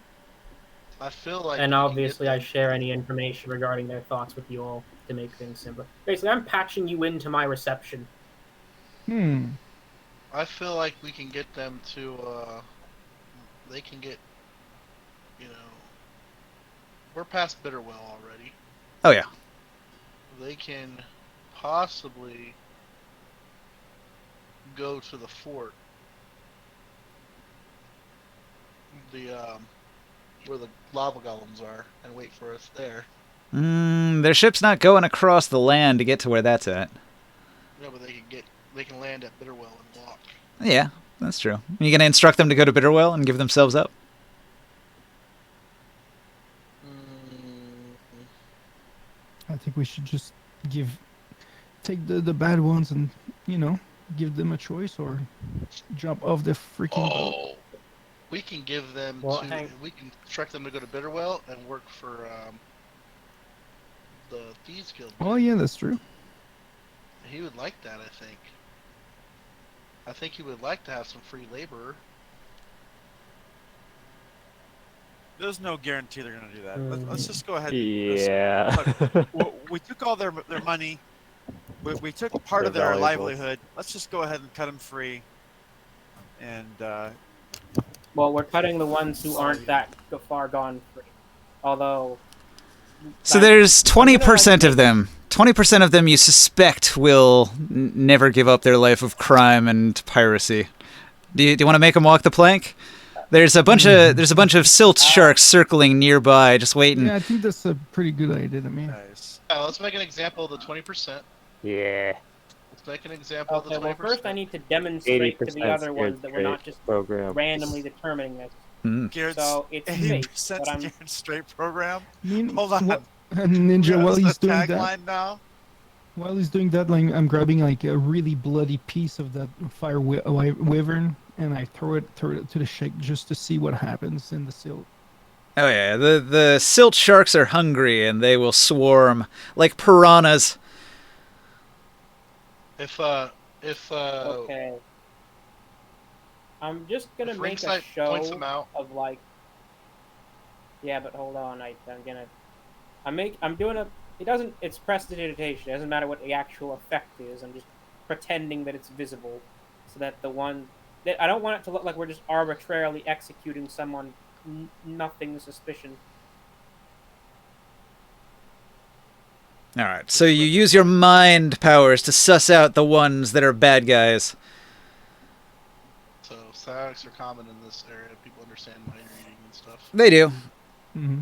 That's why they were Yeah, I just uncomfortable don't because know they if could I can tell. actually do it. They could tell you were probably scanning their minds. They can tell a mind reader when they see one. But if he Alright, points, fair enough, whichever one he never points mind, out, go we'll on. put them into a group, and we'll start making them walk the plank one by one. And Okay, so there's I'll about tell the, 5 of them. 5 of them are actually bad guys. So you make those 5 walk the plank, and the silt sharks feast on their bodies. sure. It's horrifying, and the Can we pirates simulate it? Can we have some sound effects? are scared straight. They're screaming and just glub glub as they're going under the silt. And the monsters are chewing on them. I'd like to leave them some rations out of what we're taking from them. I'd like to leave enough rations for them to get to Bitterwell.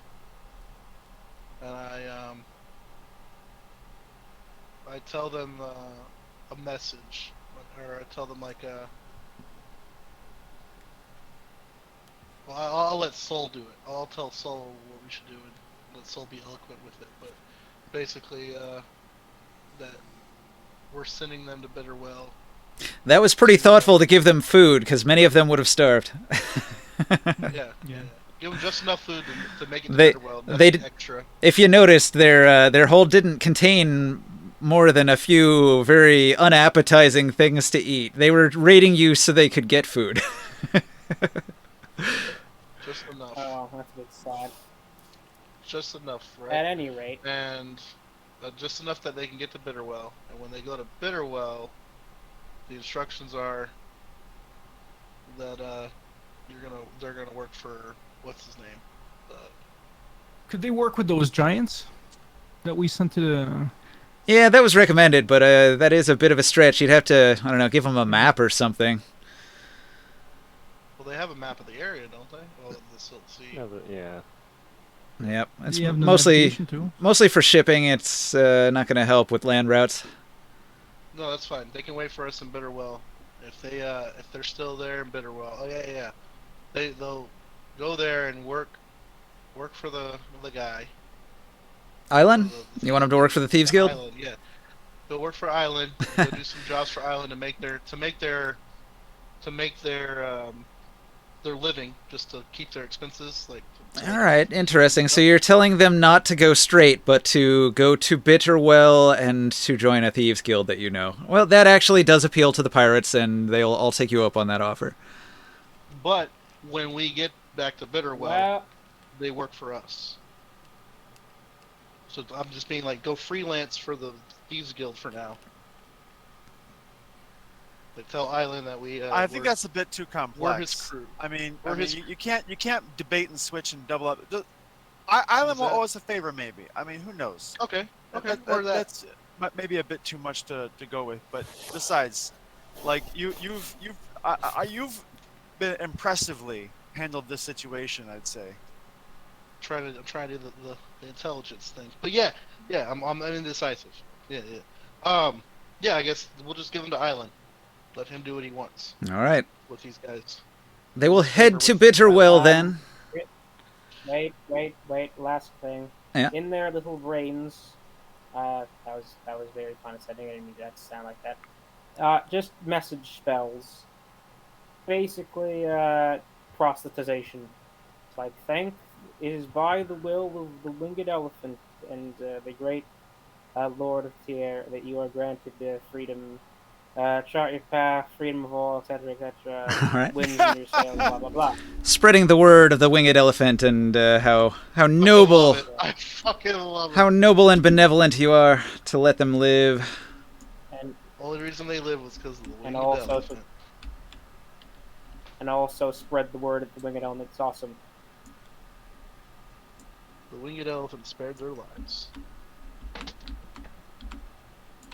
And now you have siege weapons. Huzzah! Huzzah! I'm keeping one of these siege weapons when we get back. And you guys found some. What goes on I've with the been- treasures? I tell the Have you guys captain- decided, or I tell the captain I want to keep one of these siege weapons too. have you guys decided what is happening with the treasure? I don't think I need anything. Except Are you for- talking about specifically from the pirate loot? Yeah. Well, there's a bunch of gold and stuff, but I don't know what you guys. I was fixing the boat while you guys were searching. I don't want to I be paid in assume gold. Taurus I want wants to be the paid run. in- You want to be paid in a barrel of rum? No, I want to be paid in all those gems. I like the gems. I don't want any money. I want the super shinies. So whatever my cut is of gems. Who would use a cutlass? They have a gemmed encrusted Right. cutlass. So Oh, who has the gold and the silvers, the pieces? Oren?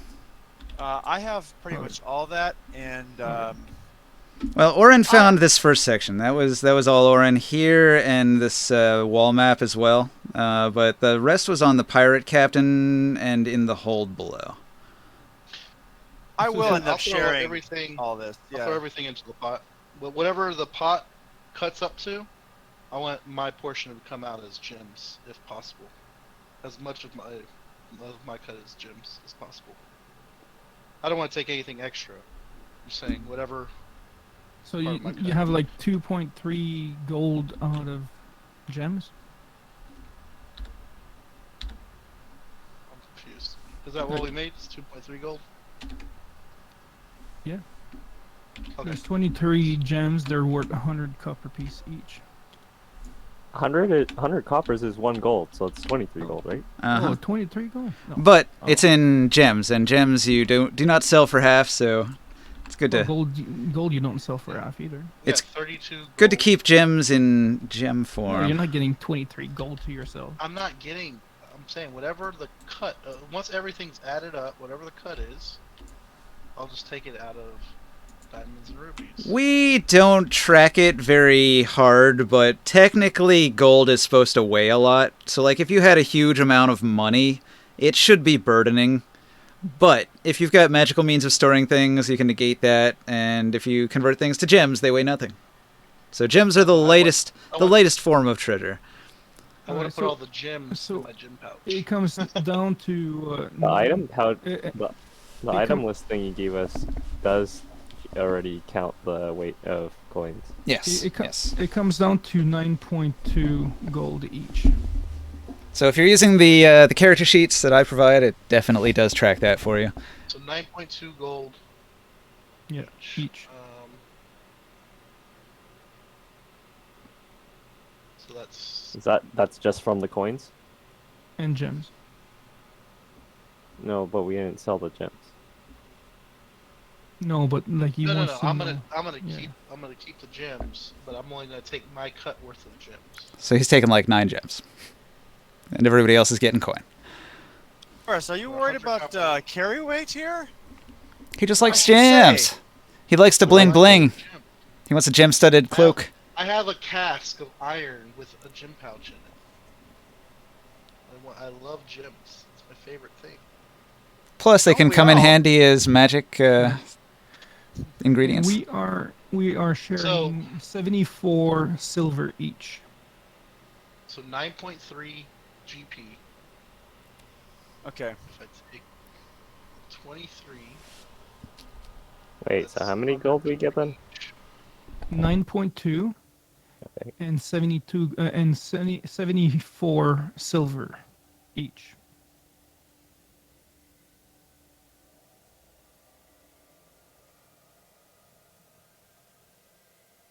Ish. It's 100 CP for one gold piece, right? Correct. And how much did you say of silver you said for each? 74. 74 silver? That's by dividing the silver pieces. I'll take I'll take 9 of the gemstones.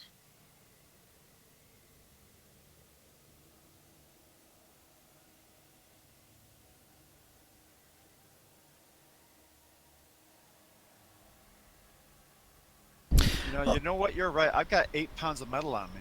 What you can do if you want items is you can say like, I want to buy out those items and just add gold to the pile that then gets split amongst the other players. So like if you wanted all 23 gems, you get 9 of them as your cut, but then you could then pay for the other 14 out of pocket, and then you would have them. I don't think. Oh wait, do I have money? Oh, I do. I do have some money. Yeah, I'll just take all and I'll throw the rest in the cut. So that's what 14. I need to give you guys 14 gold. So I'll take 14 gold off of my. Sorry. I'll take 14 gold off of my sheet, and I'll throw that into the pile instead of the gemstones. So I'll take all the gemstones and throw the equal amount of money in there.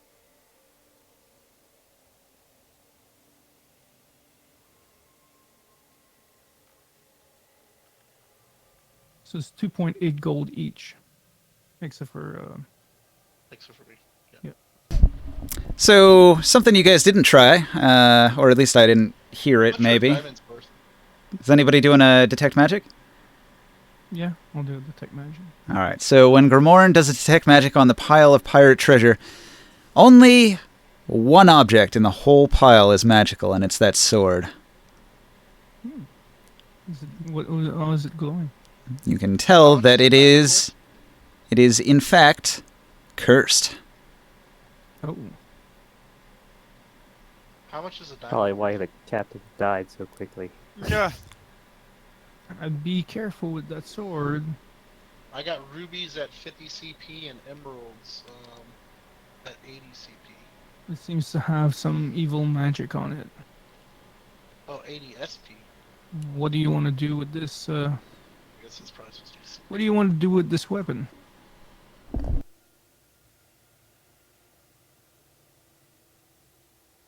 Not particularly. It does seem to be a pretty nice magic item, though. Yeah. In many cases, you'll find that cursed item might have benefits that outweigh the downside, but it hasn't been identified, so you don't know necessarily how good the enchantment is and how bad the curse is to gauge whether you want it or not. Hey, But it's also dangerous to touch, so if you want to collect it, you might want to not touch it, like wrap it in a blanket or something, keep it trapped in a chest. Might want to do Ninja. that. how much is a diamond worth? Can you move your? I'm gonna delete the gems Depends on and the size and the shininess of the diamond. Yeah, I mean, it can be any amount, it's just by weight. So just, I have 100 gold worth of diamond powder or something. I just wanted to remove the gold and the silver here. Like, those individual gemstones are worth 1 gold each. Because it's listed. Which means if it's a diamond, they're probably quite small. But if it's a less valuable gemstone to be worth the same amount, it's probably quite large. Well, there's been a typical when you've put it out here, like Malachite's 10 CP, Tiger Eye's 10 CP, Right. Hematite's 10 CP. So I have all those ones listed already. I got Onyx and Citrine, Bloodstone, Cornelian, Moonstone, Rubies. They're all 50. Emeralds are at 80.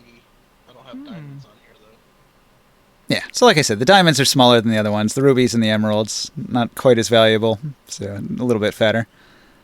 All in all, they weigh nothing, though, so you don't really have to track it. Well, I'm just saying how much they're worth. Right. I think we should keep these spices. So, these particular ones are worth 1 gold apiece. Okay. Those spices are worth a lot. 1x diamond. Who's gonna be keeping that sword? It's cursed. Well, you can have it. I have no need. That's the hilt, huh? I can't carry it. You'd have to put it in a bag of holding. The captain's cutlass. I'll take it. It says it's a beautiful and ornate cutlass with a jewel-encrusted hilt. Taurus. Seems to be It's crafted blinded from by the durable, lightweight obsidian and adorned with gleaming bone and wood accents. The blade itself is razor sharp. How many people do we have here to split? Like, just in our party? 6. I'll throw another 5 GP into the pot to take 5 diamonds. So it's give you- 1. So I'll each give you guys 1 GP apiece, so I can take 5 diamonds. That's fine.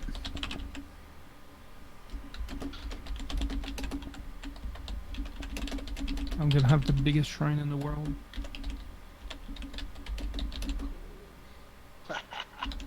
What about these spice? That's worth a lot. I would keep those spices. Just put them in the bag of holding. Okay. I need to use them. The navigational stuff, I would Yeah. offer that to our navigator. Well, you might want to leave it on that ship so they can find Yeah. their way through this. When you go on the ship, Koblin They can see so much. is going to comment that he can identify items, but he can only identify 1 item per day because of his crippling headaches. Hmm. Come do the cutlass.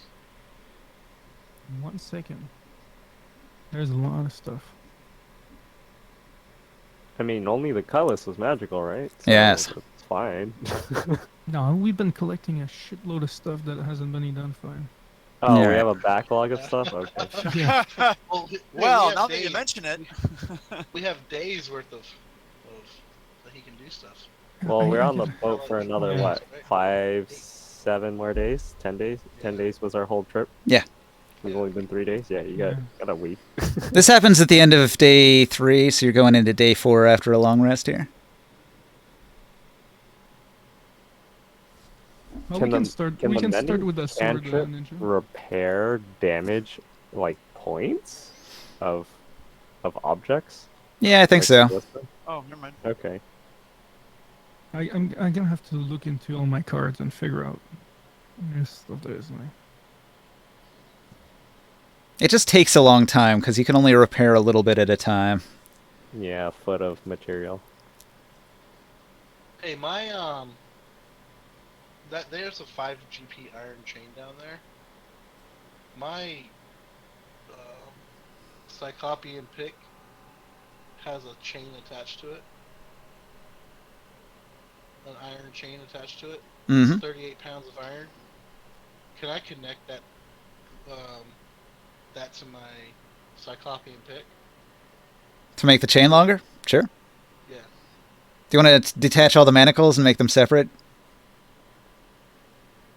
Yeah, just attach all the... Okay, so it takes a little bit of work, a little bit of blacksmithing. The dwarves can help you with that in the crafting station. Yeah. But they'll detach all the manacles, which pop off as their own individual things that just detach when you unlock them. And then the chain itself, they just have to pry open one of the rings and snap it back into place. Cool. What's so you said it's 5 GP. How much length is that? It's a 10-foot piece of chain. Cool. How much? It's 40 feet. Hell yeah.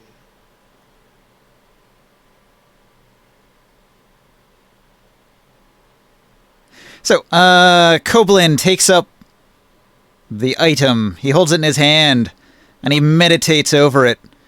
Using his psionic powers, he divines that the item is known as the Captain's Silt Cutlass. He describes its jewel-encrusted hilt, containing some of the enchantment. He indicates that the curse makes you want to be the captain. It almost demands that you become the captain. This is the Captain's Cutlass. If you are not the captain, it will almost command you to do a mutiny very, very shortly. But once you are the captain, it says, when wielded by a pirate captain, the cutlass radiates an aura of confidence and command. Those who behold it are instilled with a sense of fear and respect, making it an ideal weapon for intimidating enemy ships and securing victory in battle. It also has the ability to manipulate the wind and sand of the Silt Sea, granting the wielder enhanced mobility and the ability to create powerful sandstorms that can blind and disorient enemies. Whoa. That's kind of cool. I've just had a, I hate to say, wicked thought. I wonder if our captain, dwarf captain, would be interested in this piece of equipment. Cough, cough. No, he's been good to us. Let's not do that. But I was thinking, wouldn't it be We can remove an curse. interesting sight if the first thing that they stumbled upon, our enemies, was this fancy sword? Well, that's what I was thinking about. Was I could potentially take it and then have go on about how awesome it was and everything else, and potentially oh god, what's her name? Okay, so you guys have a problem because Koblin won't give up the sword now, and he also says, I really think I should be the captain now that I think about it. You have remove curse. Anybody have remove curse? Mm-hmm. Can you cast remove curse on it? I was No. thinking about that once you said he touched it. Not right now. Yeah, to identify it, he had to hold the object. Right. I have a thought that goes into all of your guys' head, like, what if we give this to the moles? Oh jeez. Mutiny! Freedom for the moles. They are the captain I want to give now. it to Azran. I want to remove the curse off of it and give it to Azran, and he'll probably pay us for it. I don't know if you can remove a curse. It would solve his problem that Koblin is unable to do the wind thing. But once he is able to do the one thing, he can double down and be even better. Right? And if he has people try to rob him and stuff, he'll be even better. And it gives all of his crew advantage on morale checks because it's confidence building. They all believe he has superior command. Wait, who was the Just realized original why it seemed like you captain weren't listening of to the me. I boat? forgot to turn my microphone back on. The captain of the If enemy I boat? take the No, of our boat. Oh, Azran. Oh. Can if we? we take the sword, will he stop thinking that he's the captain? Oh, he won't give up the sword. He believes now that he is entitled to be the captain, that he would be the best at the job, and that he needs to hang on to this sword because it is the symbol of his captainship. That, like, this is why he has to be the captain, and why would he give it up? Why would the captain give up his sword? It's really like he gets in sort of a loop. It doesn't make a whole lot of sense because he isn't the captain, but he thinks he is now. Did he immediately forget what he told us about the sword? I think that's what That's curses That's how do. curses work. They just take over. Okay, no, I'm turning him into a silt runner. I am Oh, going. no. Silt Ninja. runners are too intelligent. Turn him into a Polymorph. Whoosh. I'm gonna meditate to switch one of my spell. Okay. Does he get to make All a right. save? And I'm gonna Yeah, cast he gets a wisdom saving throw. I I'm don't gonna know cast- what kind of caster he is, but I'm trying anyway. I'm gonna Like, this cast will a not do it all. remove curse. All right, you cast a remove curse, and suddenly he lets out a cry and he drops the sword and he grabs at his head. He's like, "Oh, the headache's back! Fuck!" You're welcome. I told you swords were powerful. Can we You believe now. remove the curse from the item itself? No, I can't do that. It seems as if you don't touch it, it won't Go apply to over. you. So if it's wrapped in a blanket or something, you'll be all right. Well, I'm I'm saying gonna go over to when the we- current If you want to captain give it to and ask him. Azran, I'm gonna so- warn him. This sword, you are the captain, but this thing will make you obsessed with being the captain. But you'll also be really good at being the captain. This is true. But it will make him a pirate as well. Do you So I want to just be a present very that good knowledge to captain? him and ask if he wants it. Until he removes the curse from it, or has the curse removed, he'll want to be a pirate. Well, Not just no, a he'll want to merchant be a ship, captain. he'll be a pirate. It seems as if casting remove curse only removed the curse from the person, allowing him to drop the sword. The sword itself remains cursed. Mm-hmm. Okay, stop. Does it make you want to be a pirate, or does it make you want to be in charge? So for a little while, the sword is sort of like suppressed. Like the curse can't affect anyone for a while. It's like it's going to come back though. Like when it returns to its full power, anybody touching it becomes the pirate captain. Must be wielded by a pirate captain. Did you hear me? Forced you to become a captain. It doesn't say it makes you do. So, wait. pirate. But do the wind powers only work if you're a pirate? Well, I mean, anytime you commit a mutiny, you're automatically a pirate. Well, he's already the Okay, captain, so he doesn't need to do a I'm mutiny. asking a question. Correct. You can beat the curse by giving this to somebody who's already a captain, and then nothing bad will happen. There you go. Oh, How much is it worth? will it enhance their captaining abilities still? It does. It does. It'll give him the aura of confidence and command. All that stuff. So I mean, Okay, if you give this to the captain, it is a wonderful gift, and he will owe you a huge favor. Yeah, let's give that to him, guys. Yeah, let's give it to him. I'm in favor of this. Yeah, I'm fine. Give it All to right, him. Just so never you let make anyone else touch it ever. a really good friend out of Azran Al-Ramki of the merchant house MK. So that's beneficial. You have a merchant friend you can rely on. You can ask a lot of him because he owes you now for this really good item here. Yeah, Oren is very happy about that. Just Yeah, in Oren, how do you case, feel about having a I'm merchant warning friend? I don't. Oh, that's right. I am warning everyone on this ship who isn't in the party currently. Do not touch this sword. It only works for him, and it will turn you like crazy obsessed with power if you grab it. Well, I'll tell you what. I think this would be better suited to making the crew from Uruk turn against each other. See, the really great thing for him is it gives him these legendary actions that the pirate captain had, where he can command the crew, he can command them to do an attack, and he can command them to guard him when he flees the scene. That's awesome. Okay, how about this? How about like you can keep it for now. We're gonna take it back for a bit to deal with our problem, and then No, when But that's that's done, not you gonna can work. have You it back. understand? that's No. not. That's not a thing. We He already does not gave wanna him give it we're away. giving it to him. We don't Right. want to deal with the Frick, okay. curse. No more retconning. It's already done. We want this guy Whatever. to be We our have a friend ton of and- other magic nonsense. Surely we can use some of that instead. Yeah, so give him the cutlass. We're in. Now he can. Now we'll be able to get there faster, right? Yeah, because while he has the sword, he can command the winds to always be beneficial for him. Hell Yes. yeah. So that's even better. So now we can shave off probably another day off of the travel. Well, you guys were already doing it, so it's going exactly as fast as you were, but you don't, like, Taro doesn't have to cast his wind spell every day because the sword will do it. Yeah.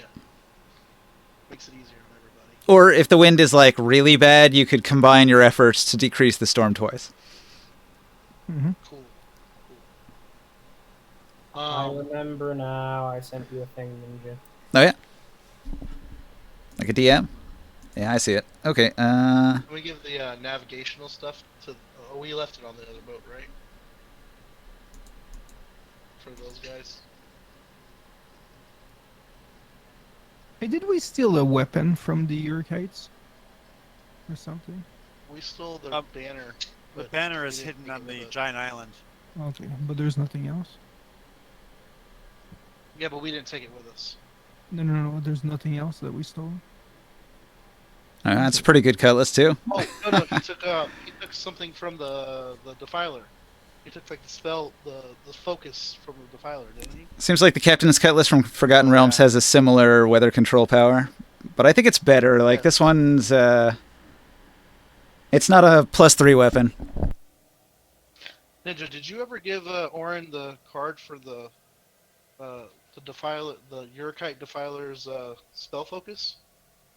I don't think they needed a card, but It was a spell book that he found, and he couldn't read it. Oh, look. yeah. So basically, at the time, I was like, this is really valuable, but you need to sell it to a wizard, so good luck.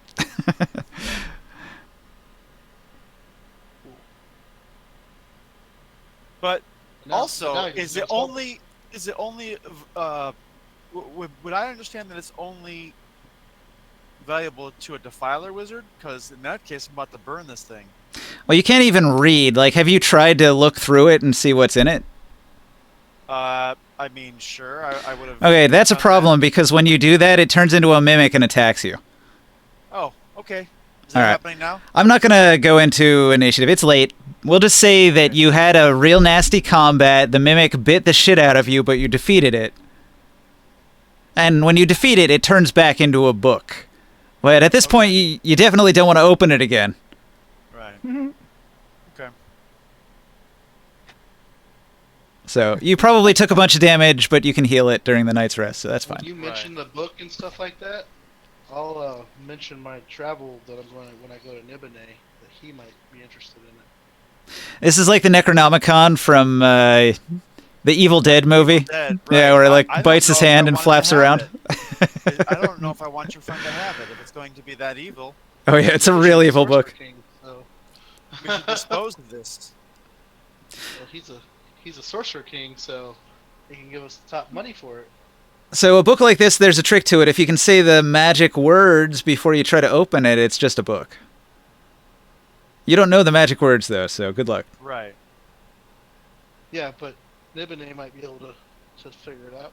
Now, if you could get Jaren to tell you what his magic word was, it would open it. It's like a secret password. I wonder if I can listen and find out the password.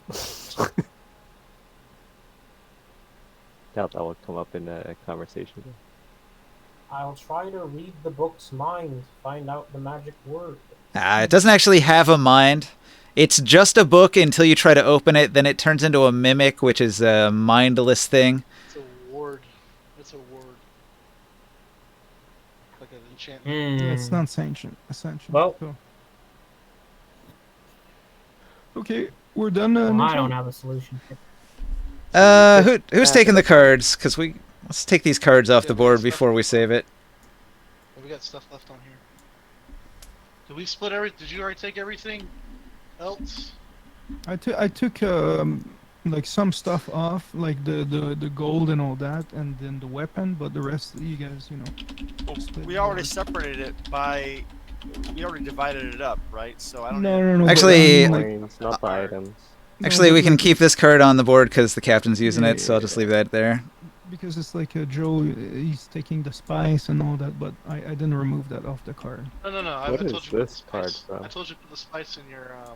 Oh, okay. I Well, can just hold put the card like somewhere safe, and then when we start Yeah, next let's game, put it on your board. yeah. No, let's put it on your board. Yeah, because I'm out of the game already. Yeah, he's got a bag of holding. So just throw all that stuff in there. Oh, we're gonna take this. Hold on, this navigational instruments. We're gonna take that off, right? Oh, there's the. Oh, I found that sacrificial chart you sent me, Ninja. So, do we need to leave the navigational instruments with Yeah, leave that with Other the crew? pirates so they can like find their way. the beer well? Cool. We're leaving that on there. Mm-hmm. Do we want to give the silk creatures and stuff? We're gonna leave that for them too, don't we? It's extra food. Yeah, I guess. Whatever we don't need. I'll just say we gave that to them too, so they can have food. Are you feeding the sharks? Nah, he's giving some food to the pirates so that they can get back to port. Because they attacked because they were hungry, and they hadn't eaten for a day or two, and their holds were empty. All they had was Siltar eyeball, which nobody wanted to eat. I mean, would you want to eat a pickled eyeball from a giant silt monster? It's probably not particularly. not no. super appetizing. That's all they had left. It was like the Yeah, last and can of you- beans. We have 10 GP worth of iron manacles. Yes, very valuable. Also super strong. And make sure your slave does not escape, or your prisoner, or whatever.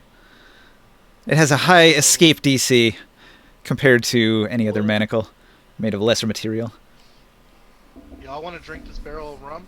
Or these barrels of rum? I mean, the dwarves would love to. That'll raise the morale on the ship. I would- have I would. forsaken gambling and alcohol.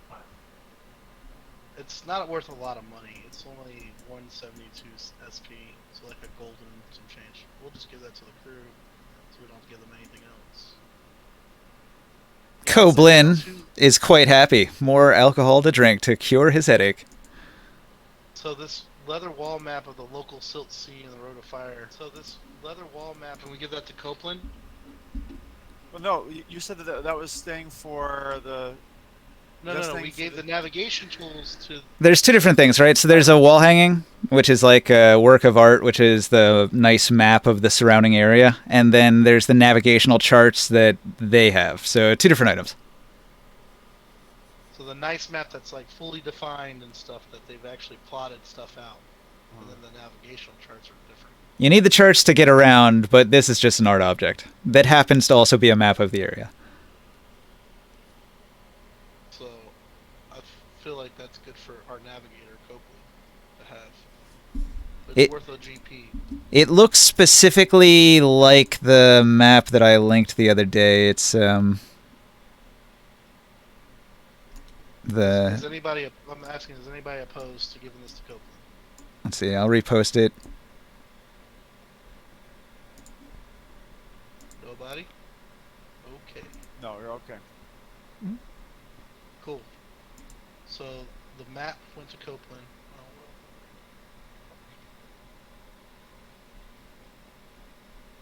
So we gave the map to Copeland, Ninja. Koblin. Copeland? Oh, sorry. So this is what the wall hanging looks like if you look in the Discord. It's this map that shows the area from Lake Island to Evigdar. And on that map, you guys are almost to Ket. Probably tomorrow you'll be passing Ket, and the day after that you'll be going towards the peninsula. So yeah, we gave. I put it on Copeland on his actual figure. We gave him the 1 GP map of the Silt Sea to aid with his navigation, I guess. Yeah. So you guys have been to Lake Island and you're headed towards Durgaz. So, of all the loot we got out of the pirate ship, we split it. We took the money. We gave the magic weapon to the captain. His navigator got a map, and his crew got all the liquor. Or his crew split the liquor with us. Sounds like everybody got something out of this. It's gonna make Captain Azran a real badass. We're keeping the chains. We're keeping the chains, or the shackles. And we're keeping the 2 masterwork cutlasses, and then the spices to be sold later. And you're keeping one of the ballista, right? And we're gonna, and we told You're just the gonna walk captain, around we're with a gonna- ballista over your head, like a loaded ballista in the air. When battle starts, you'll just set it down and fire it. Yeah, we're gonna take it to the fort. Can you imagine how funny that would be, though? Just walking around with a whole ass ballista over your head. Well, actually, these are all my ballistas. Yeah. Well, they'll come in handy if you have to fight something. Like if a silt horror attacks you, you can just shoot it. They do a lot of damage if you look in the Discord. You guys see the price on those ballistas? No. how much 24 is it? gold apiece, and they do 5d10. Can you actually carry them? They weigh 500 pounds, so he can. Oh wow. Okay. Oh, I have 660 carrying capacity. I'm gonna go to bed, guys. Have a good Alright, night. good night. Good night. Doesn't that like make you encumbered and slow and stuff though? Yeah, but I just jumped with it, and that was it. Okay. And then just put it down. Think like a guy doing like a walk with like one of those Atlas balls. Okay, we're ready to save whenever you are. Cool. Yeah, but now we can potentially sell that those ballistas to the captain if he thinks he likes them. I mean, I'm sure he'll have the money to buy them.